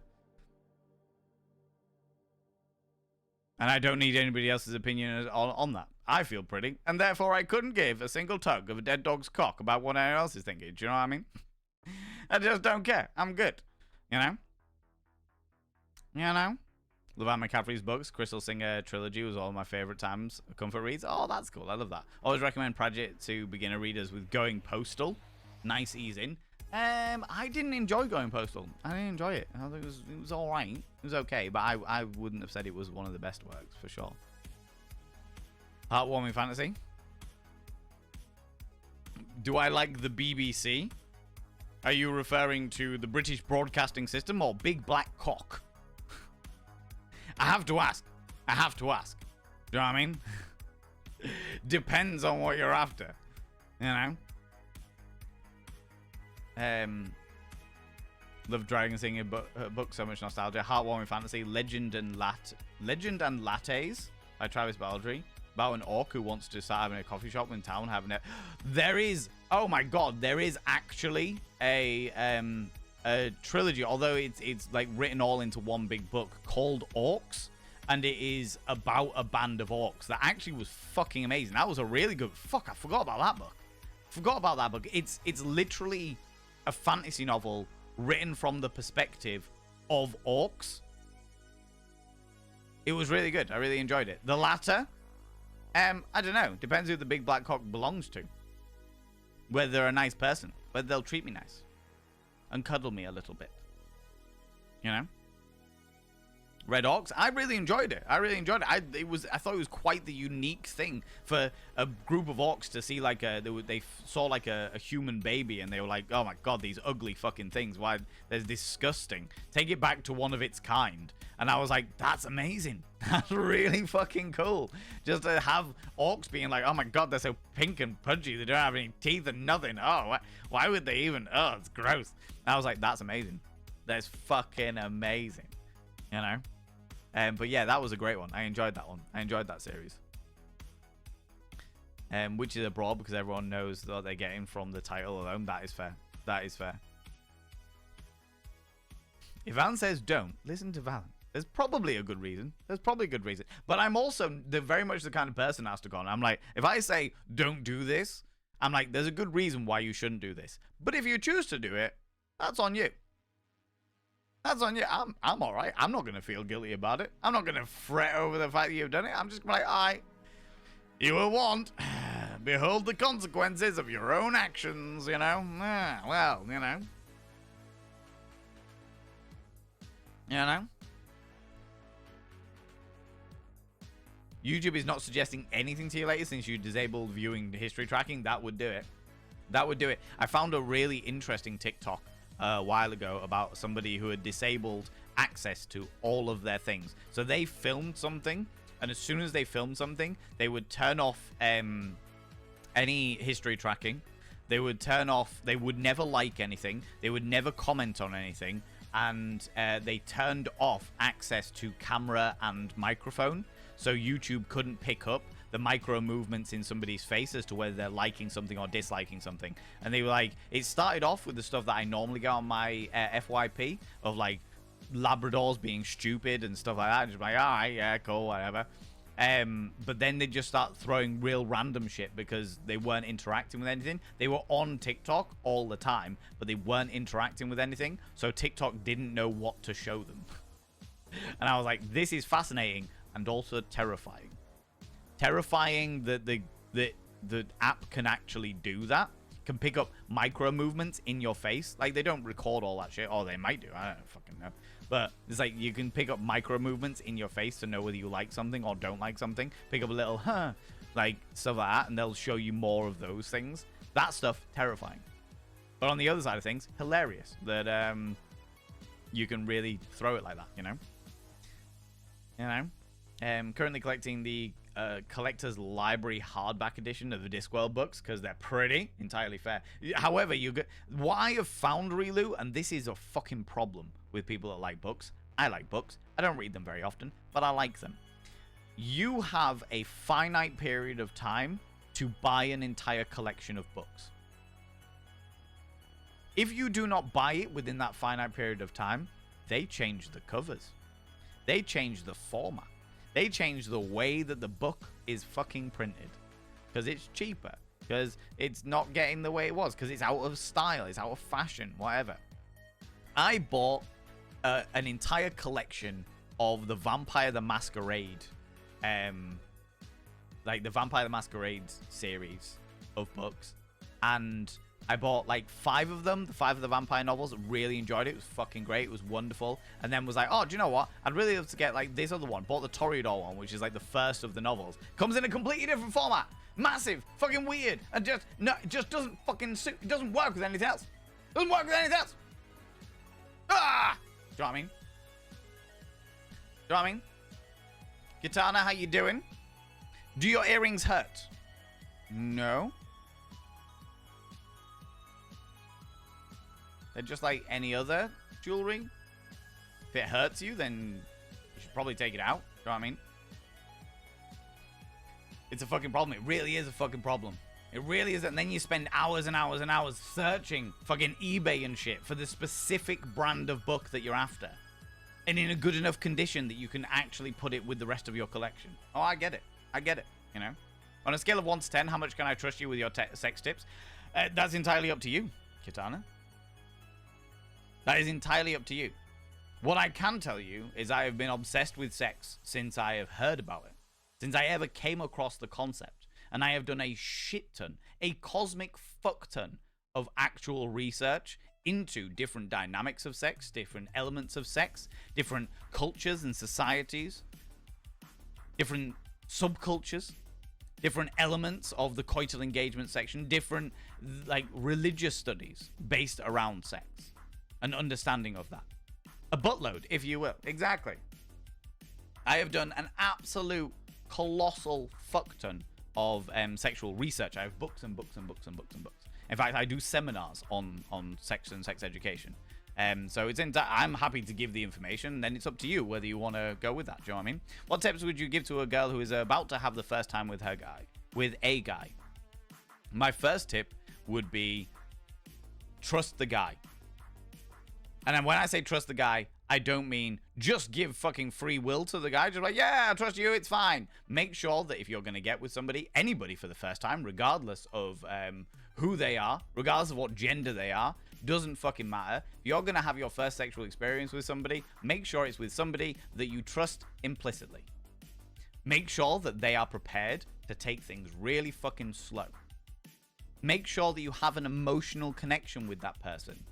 And that it's with somebody that you are going to look back on the experience and smile about. It's not going to be one of those experiences where you look back and you're ashamed or you're angry or you're frustrated. It's like, this is a unique experience in and of itself, and you're going to have a beautiful moment with that person. Take the time to set the scene. Take the time to make sure you're not going to be disturbed. Take the time to know that it doesn't all have to happen in one experience. You can literally do stuff with a person and you don't have to go all the way, as they say. You can take it slow. You can have that intimate moment. And the goal is not sticking a dick in a vagina. The goal is sharing a beautiful moment between two consenting adults. That is the entire purpose. To have that intimacy, to share that moment. To create an experience, to create a memory that you can look back on and smile about. Because it was with somebody that you trusted. Because it was with somebody that would respect you as a person, would take it slow, would appreciate you as a human being before thinking about sticking their dick in you. Set the scene. Have trust in each other. Share the moment. And make sure that there is always the option for either of you or them, to say no at any time. Say no at any time. You know? That is my advice to anybody who's about to have their first sexual experience. You know? Make sure you turn your phones off. Yeah. Or at the very least on silent, turn your vibration off. How's it going, Val? How you doing? Oh, you subscribed. Most kind. Just got in. When is the cuddle puddle? Whenever you Oh, want you it, followed me. Ooh, you little stalker. Thank you very much for the follow, you beautiful bean. Welcome on in. Welcome on in. Sam, you cheeky devil. As for you, and only you, you're the only person that gets this since the beginning of fucking streams. Sam, your name has once again been inscribed on the back of the Mirror of Vane. Doesn't happen for anybody else. You are unique in this. By having your name on the back of the Mirror of Vane, it means you get access to my personal Snapchat. Not a bum Snapchat, you cheeky devil. And of course, you get access to all the sexy little emotes. But the most important thing is you go roll over every morning, look in the mirror, Go, God, I look rough. But god damn, do I make rough look good. Ooh, harra, sexy. Ooh, yes, Yeah, meow, subscribed. Most Oh, my lordy. kind. Oh my lordy, coming straight in with the subscription there, Commander Val. Is it CMD Val or Commander Val? What would you prefer? What would you prefer? I can just call you Val if you would like. I will now inscribe your name upon the Mirror Vein. By having your name upon the Mirror Vein, it means you get access to my personal snap. CMD Val, no worries, no worries. By having your name upon the Mirror Vein, it means you get access to my personal Snapchat. Not a bum Snapchat, you cheeky devil. And of course, you get access to all the sexy little emotes. But the most important thing, go roll over every morning, look in the mirror, go, God, I look rough. God damn, do I make rough look good. Ooh, harra, sexy. Ooh, yes, meow. You know? You know? How do you become good in bed? That will always be a question to you, Katana. All right? And I will say it to every single one of you. The way that you get good in bed is completely different with any person that you ever get with.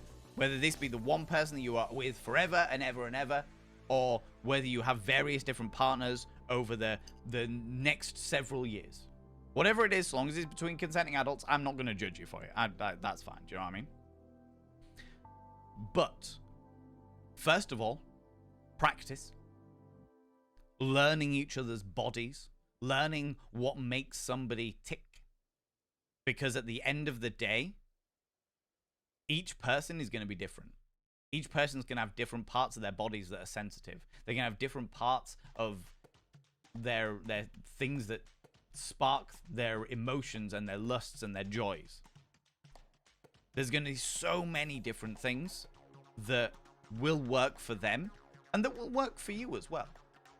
Having open conversation by listening to the other person telling me I was agreed, but sometimes it's hard for people to speak. And sometimes it's hard for people to say what they want.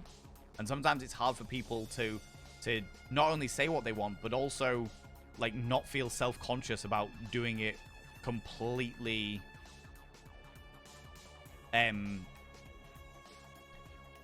by not shutting down thinking that they're doing it wrong. Becoming good in bed relies on knowing your partner. Trusting your partner with open dialogue surrounding intimacy, be that sexual or otherwise. Yeah, it's not just sex. If you can have that security in everything that you do, knowing that you can have a conversation without them jumping down your fucking throat. Listening during the act sometimes, yeah.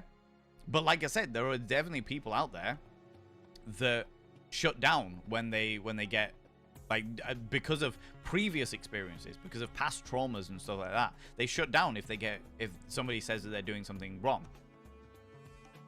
Or they feel like they can't say anything because they're afraid of disappointing the other person. There is an awful lot of people in a heteronormative world. There is an awful lot of people who have vulvas that will not say when the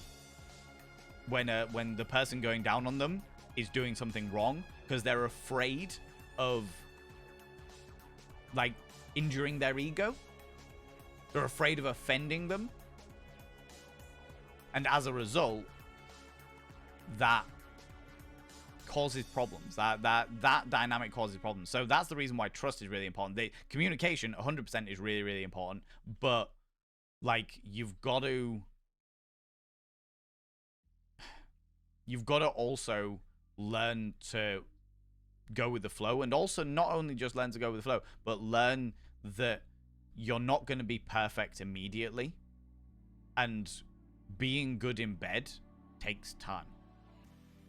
Being good, there are certain things that will just fucking click, and there are many things you got to work on with your partner, and that requires, like you say, that requires listening. That requires saying what you like. That requires asking, do you like this? How do you feel about this? Is this working for you? Like this? Yeah? Do you like that? Finding out ways to ask them that'll not sound really self-conscious and like, oh, is this how you like it? Just be like, oh, right, okay. Is that how you like it? Is it? How about if I do this? No. Oh, okay. All right, I see. Confidence helps, but confidence comes with time and experience, you know? Sex is weird. Find yourself a partner who can laugh. Yep. Sex is weird. Laughing, definitely. Definitely. Listening during the act. Do you know what, Tiny Meows? On top of that, listening during the act to things that they, like, noises that they make, tensions in their muscles. Sounds a lot like computer gaming. If one is not having fun, one should play a different game. Yes. But one should also... Like, in the difference between computer gaming and relationships is that you shouldn't just start playing a different game despite the fact that you are already committed to one game. Do you know what I mean? We love a bit of confirmed clear consent. Only yes means yes. Only yes means yes. Do you think size matters? I think it depends on who you're with, if I'm completely honest with you. I think it depends on who you're with. I think overall, no. As a general statement, no, I don't think size matters by any stretch of the imagination. By any stretch of the imagination.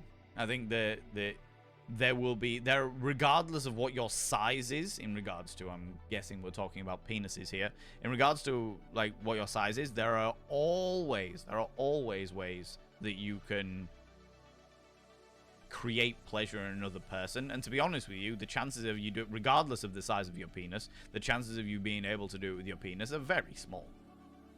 Very, very small. The vast majority of people with vulvas do not orgasm from penetrative sex. And that's in a heteronormative dynamic. If you're talking about anally, again, really depends. Depends on what you're going for. Depends on what their sensitive moments are. I don't think size matters in that regard by any stretch of imagination. You might find that it's better. Like, a certain person will find a certain size better because it hits the right spots for them. But that doesn't mean that size is the be-all and end-all by any stretch of the imagination. And that doesn't mean that big is better by any stretch of the imagination. Do you know what I mean? Hands are also instruments of pleasure. The most powerful instrument of pleasure, Tiny Meows. Hands, agreed, completely and utterly. The most powerful intimate instrument of pleasure is the mind. The brain. The tease, the atmosphere, the building up of anticipation will always be better. It will cause better pleasurable circumstances. If you know how to tease your partner, if you know how to tease your top partner and work them all up, you're fucking sweet. Do you know what I mean? Garlic bread would hit my tummy right in the right spot right now. Right, fair. If you know how to tease your partner, you can guarantee that the experience is going to be far more pleasurable for them. And when I say, do you know how to tease your partner, I mean, everyone's different. People get teased on different things. Sometimes coming on really strong is super confident and thingies, but it definitely isn't for everybody, you know? Sex is like a movie. You enjoy the journey, not race to the end credits. Oh, yes. I love that. I love that phrase. You do enjoy the journey. You do enjoy the journey. 100%. Do you know what I mean? Very little person. As a very little person, bigger is sometimes, nope, that's not going to fit. Yep. Agreed.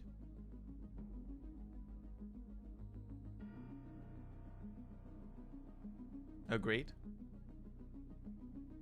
I've got a friend who actively searches for people with smaller penises, and the reason why she actively searches for people with smaller penises is because she can guarantee that a person with a small penis will spend time making sure that she has a good time.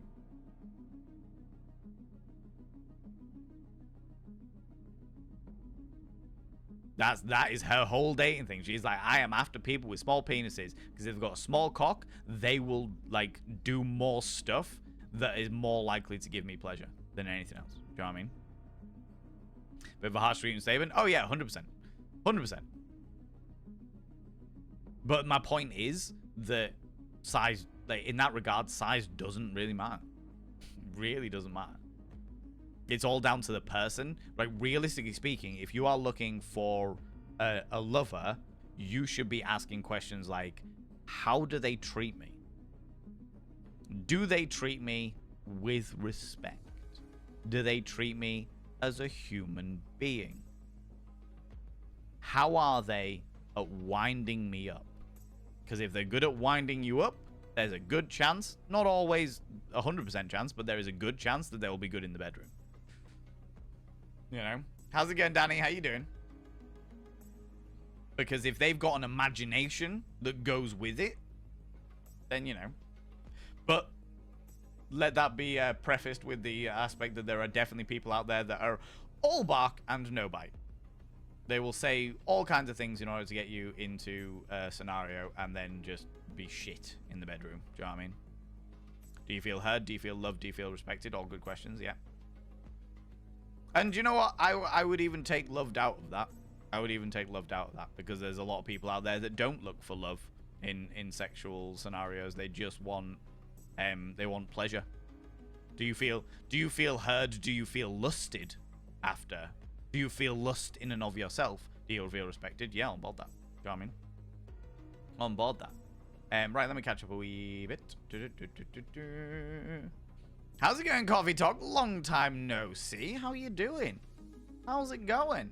What's up, you sexy fucker? I'm doing alright, thank you very much. I'm doing okay. Happy-go-lucky scamp of an individual. Busy, forever busy. You know how it is. How's things with you? How's things with you, buddy? Came out of work and all I had was like covered in makeup and it makes me feel pretty. Accurate. That's exactly what it is. BMW, not sure what we say if it would be that. What? Books, bread, and cookies. Ox was great. Ox was fantastic. Demisexual mood. Can we cuddle fast? Yeah. Right, I'm catching up a wee bit. Say Guards is my favorite Discworld, although Wizards are best supporting characters in The Last Continent is Beast. Nice Watch is my favorite book. I fucking love the Death series, but that's because I'm a little goth. I'm a little goth. I enjoyed everything to do with Death. It was just fucking fantastic. Great character. Which I'm considering a TV show, which I did try to watch. Could have been, so I could have an opinion. I enjoyed the Hogfather. I thought that was a fucking great one for the festive season. And Color of Magic was alright. It was okay. It was alright. So I don't install random apps on my phone. Fair. Guys, a fascinating take on dragons. A brilliant way of highlighting how Pratchett thought and how good his mind was, yeah. TikTok is excessively tailored to spy on you with all the ways to, with AI to keep you trapped in its algorithms. Yeah, but, I mean, the vast majority of websites are like that. If I'm completely honest about it. My view is always a scenario of, you can spend your entire time being super fucking paranoid about shit, and that's entirely up to you. That is fair. If you want to protect yourself from absolutely fucking everything ever, then do it. You know what I mean? If that's what makes you feel comfortable, go wild. But for me personally, I'd just... Ooh, little stalker. Thank you very much for the follow, beautiful bean. For me personally, I'd just live my life and deal with the consequences. And I deal with consequences frequently and often. I'm really not that bothered. People talk about, like, tailored adverts. Oh, no, we don't want tailored adverts. I'm like, why not? They know more about me, so they show me things that I'm more likely to like. Great.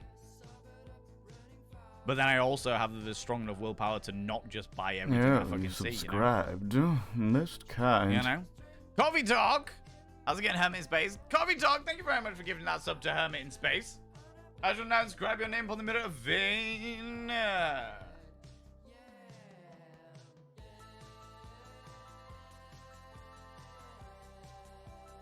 By having your name upon the mirror of Vayne, it means you get access to my personal Snapchat. Not a bum Snapchat, you cheeky devil. And of course, you get access to all the sexy little emotes. But the most important thing is you gotta roll over every morning, look in the mirror. Oh, God, I look rough. But god damn, do I make rough look good. Ooh, herra, sexy. Oh, yes, meow, you know? He's a Brit as well. Oh, cool. Welcome on in. Welcome on in, friend. Your modern good friend. Oh, fantastic. Well, you're very, very welcome here. Very, very welcome here. I am trying to catch up with chat whilst also keeping an eye on what's going on, you know? Also, Collector's Library Edition have been around for years. I'm almost the way through collecting them. It's about 500 quid for the total collection. Jesus. Oh, really? That is steep. Question for the Discworld Nerdheads. Anyone else listen to Tony Robinson narrating audiobooks of Discworld? Possibly the closest I ever had to a happy place listening to those. Oh, really? Okay, cool, cool, cool. Friends, be aware that in 5 minutes time there'll be an advert. Ba-ba-ba-ba. 6 complete series, scouring eBay Vinted at the moment. Yeah, can imagine. Can imagine. Join the battle, no worries, Jamdar. You take it easy. Did you hear the tutorial? I don't really listen to audiobooks. The only time I've ever listened to audiobooks was long before I discovered Twitch, and I was working on very mind-numbing spreadsheets when I worked in a pharmaceutical company. You know?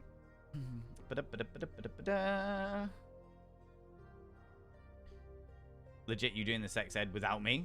Some people don't even know what they want. I mean, not just listening to what they say. Oh yeah. Listening to them as people, listening to the voices, the noises they make, listening to the ways their body moves.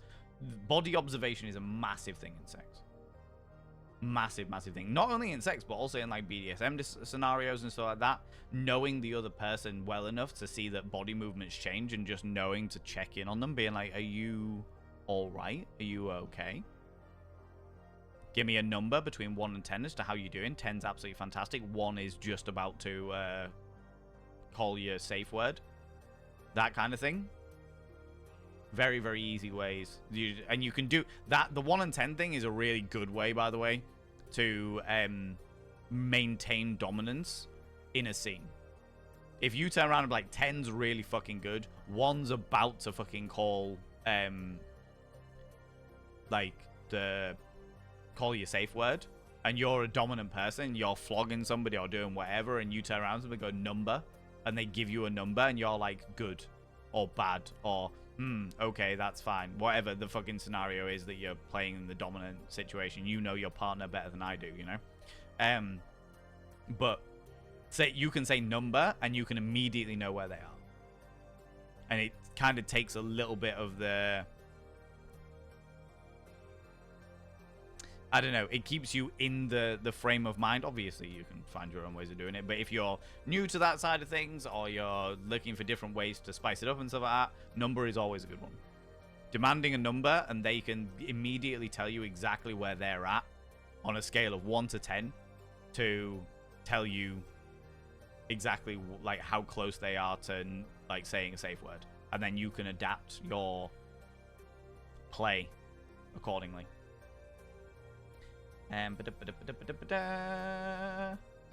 Hi, Tao. If you want to confuse the Mastercon, which, to be fair, if you're being tied to a post and flogged, probably not. Probably not something you would like to do, unless you're a brat.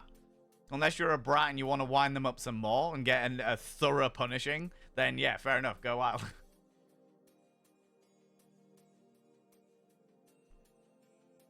The power balance of how the sub needs to have some power, or it's too easy to become abused. Oh, Tiny Meows.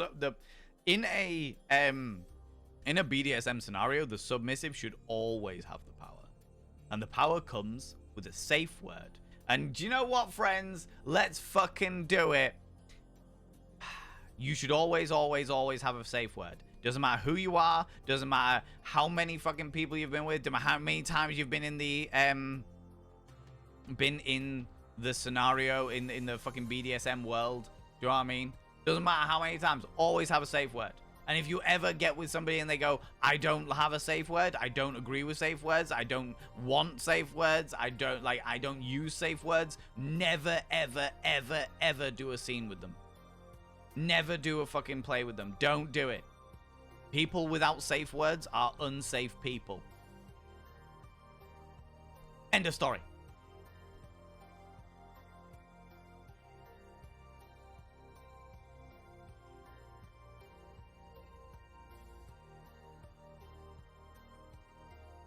Ooh, I missed something there.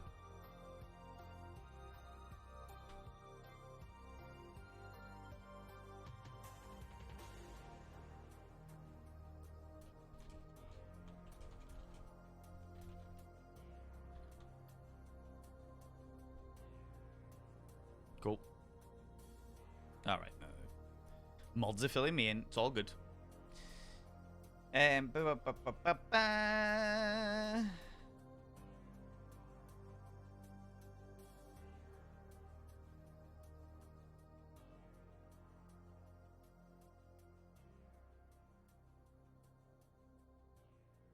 All right, okay, no worries. I'll fix it now.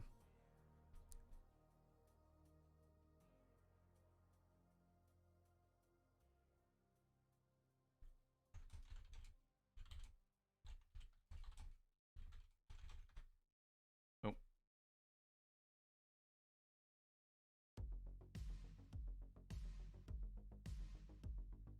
2 seconds, friends. Sorry, there was an accidental thing. An accidental thing that happened. Somebody was accidentally timed out, but it's all right. I'll sort them out now. There you go.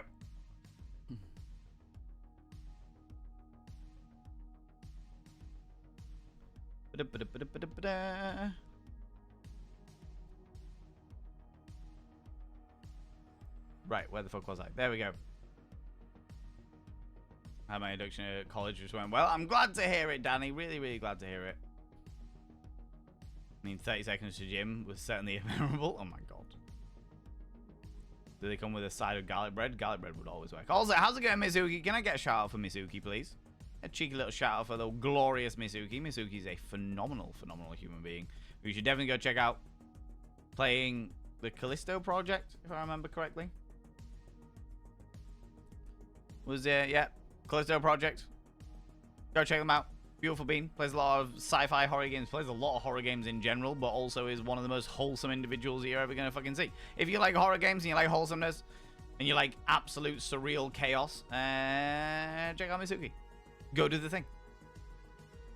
Go do the thing. Been hanging with Sherry doing some gaming from time to time. Aww, how is Sherry? It's fantastic. I miss that bean. That beautiful bean.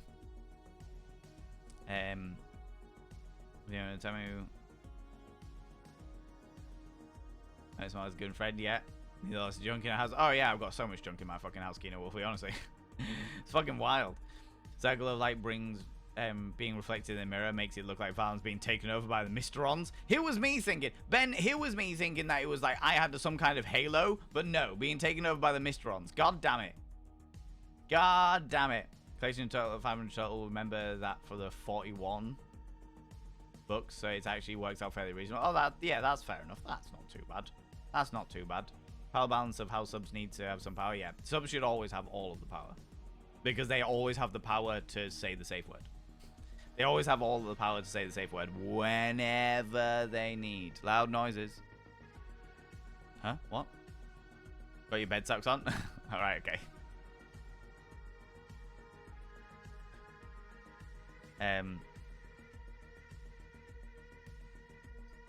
What did I miss? What?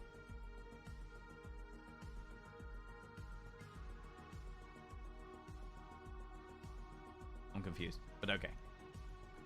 Catch up. It'll be fine. Be alright. Be okay. Best episode of Count Duckula. You go pie with 20 digits from the top of my head. My lordy! I can't fucking do that at all. Said what is asparagus? Fuck, now I have to change it. You can keep asparagus. It's fine. It's all good. I tend to have a different safe word with different partners because then it's an intimate thing between me and them. Do you know what I mean? Just being nerds. Oh, that's cool. That's all right. You carry on your thing. Do you know what I mean? Do it in a voice time.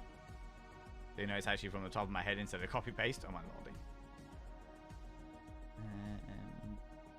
Red flag would be a terrible safe word. Oh, red flag if you don't have a safe word? Yeah, 100%. It's not a password. It's fine. Yeah, you can keep asparagus. It's all good. Safe word is a safe word. My safe word is safe word because my dyslexic brain won't think of the actual right word in the moment. Fair. The ones that people tend to go with, like a pretty universal one, is like red. Is a good one. Because obviously stop and no and all kinds of things wouldn't work, but red's a good go-to one, especially because red is like the go-to one for the vast majority of like public dungeons and stuff like that, or communal dungeons. Yeah. Talking about fucking pie of all things. These ads recommending me books and shoes. Twitch, I'm too broke for these ads, goddammit. Oh, look, because you got your bed socks. All the bed socks.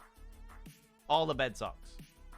Fun fact, friends, because bed socks has reminded me of it. If you are the good circulation is very good. It is like a key thing to having orgasms. So if you need to wear socks to keep those feet nice and toasty to improve your circulation, you are much more likely to have an orgasm.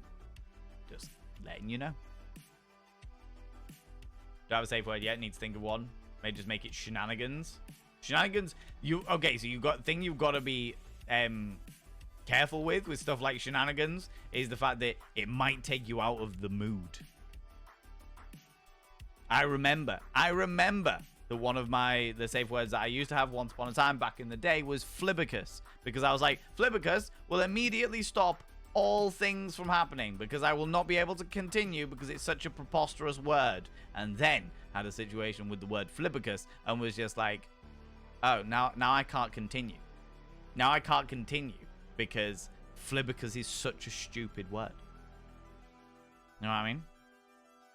Didn't want to bring up flibbicus, but here we are, flibbicus. I realized, I was like, it needs to be something that isn't gonna like completely detract me from the fucking scene. You know? Mercy would be a terrible one. Terrible one. Cannot wear socks in bed, but around the house. Oh my god, so soft. I have my tricky little slippers for it. Do you know what I mean?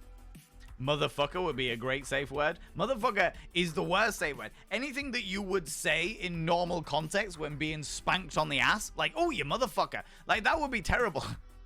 Oh, you motherfucker. Oh, you want me to stop? No, I'm just calling you a motherfucker for spanking me, you shit. It'd be terrible. It got awful, goddammit. You know? Oh, Jesus. Teapot would be a good one. Teapot would be an alright. Anything that is out of place.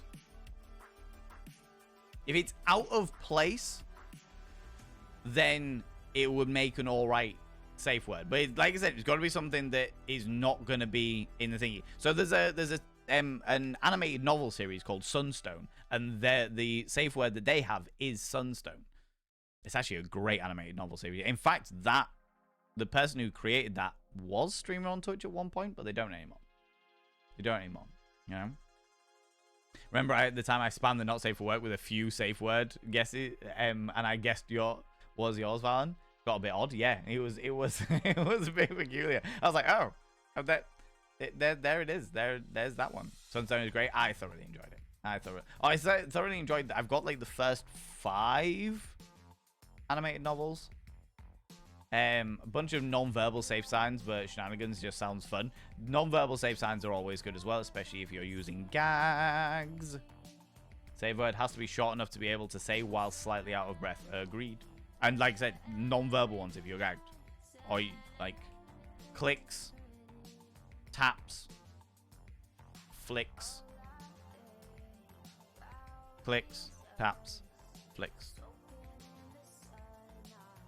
Those things, you know what I mean? Relu. Yeah, if you could pronounce it perfectly. All I know is the go go go.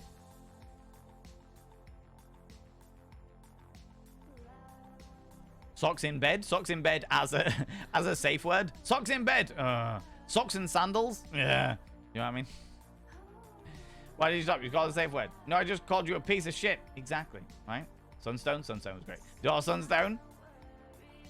It's a good one.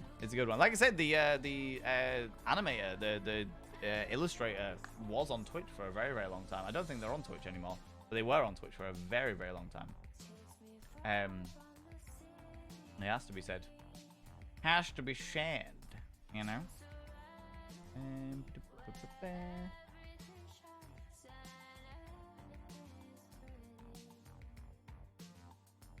Cool. How's it going, Bambi? How you doing? Really long day. Just woke up from a nap. Back from late walking the doggo. That is fair. That is fair. Done. Cool. Wet socks. Wet socks would definitely drag me out of it for sure. Anti-establishment. Definitely out. Definitely out. It's got to be said. You make sure you have non-gestures too, because restraints. Yeah. Depending on your restraints. You, basically, work it out with you. Make sure that you and your partner, before you get into a situation like that, has a way to work out the safe word, safe sign, etc. Okay? All good. Right, friends. I'm fucking calling it there, goddammit. I've been streaming for nearly, 3 hours and 40 minutes. I've gone over by like 40 minutes than I usually do, alright? I'm calling it there, you cheeky shits. Right. But first, friends, we are going to go and raid somebody. We are going to go raid somebody because we always go raid somebody because I love to spread the love around like an STI pick and mix, alright? Friends, before we go anywhere, could you do me a massive favor and throw out some mod loves in the channel? You can use any kind of mod loves from any kind of channel. You can use any kind of love hearts from any kind of channel. Say a massive thank you to those wonderful moderators. Mods, thank you so much for all that you do, you beautiful beans. Thanks so much for being here, for helping me out in the stream and out of the stream. You beautiful individuals. Friends, if you could stick around for the raid, even if it's on like 5-10 minutes, I would really appreciate it. I would really appreciate it.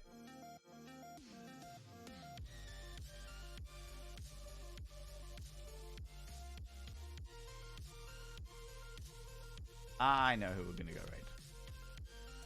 I know who we're gonna go raid.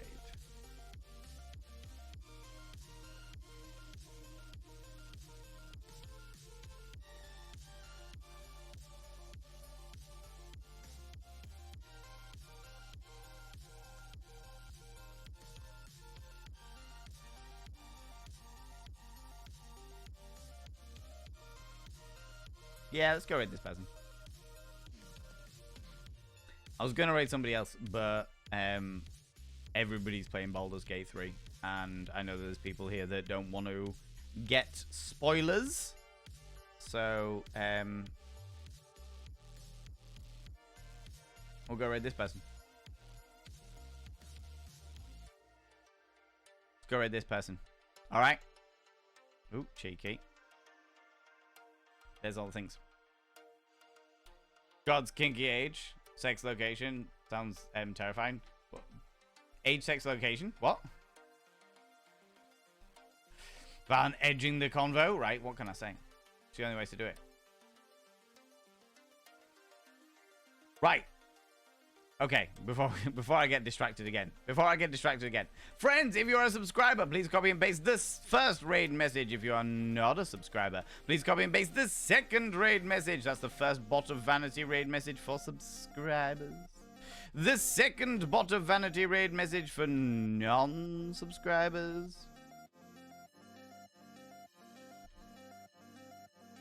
Friends, I'll be back tomorrow. In fact, you know what? Let's get the raid up and running first.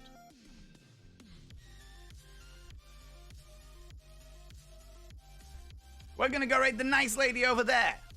They're painting something very hot and steamy. So let's go do that. They're a very nice person. They do a lot of delightful artwork. They're really, really nice. They're glorious and fantastic. And they have a little bit of a filthy sense of time anyway. They get a filthy sense of time as well, all right?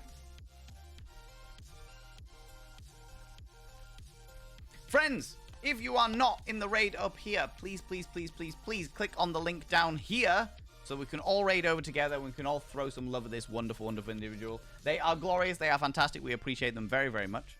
If you can stick around for the raid, even if it's on like 5-10 minutes, I really appreciate it. If you're not in the raid up here, give it a quick refresh and it'll probably join you in on the raid. But if not, then just click on the thing and we can all raid over together. That's fine. That's all right. That's okay. Do you know what I mean? Friends, I'll be back tomorrow at 1 p.m. BST. That's 1 p.m. British time, where we'll be playing some more Hollow Knight. I will also be back on Wednesday, but at the later time of about 4 o'clock, maybe 3:30, depending on what time I get back from the shows. Because I'm doing shows all day on Wednesday, and we're going to be voting on what game we play on when I get back from my holiday. Do not forget that this weekend I'm away on holiday, so I will not be streaming Monday or Tuesday, but I will be back next Wednesday after that as well, and all of the other bits and pieces. All right. Friends, thanks so much for being here. Thanks so much for all of your support, you glorious beings, and until next time, don't do anything I wouldn't do, because if I wouldn't do it, I'll fucking kill you. See you all later. Bye.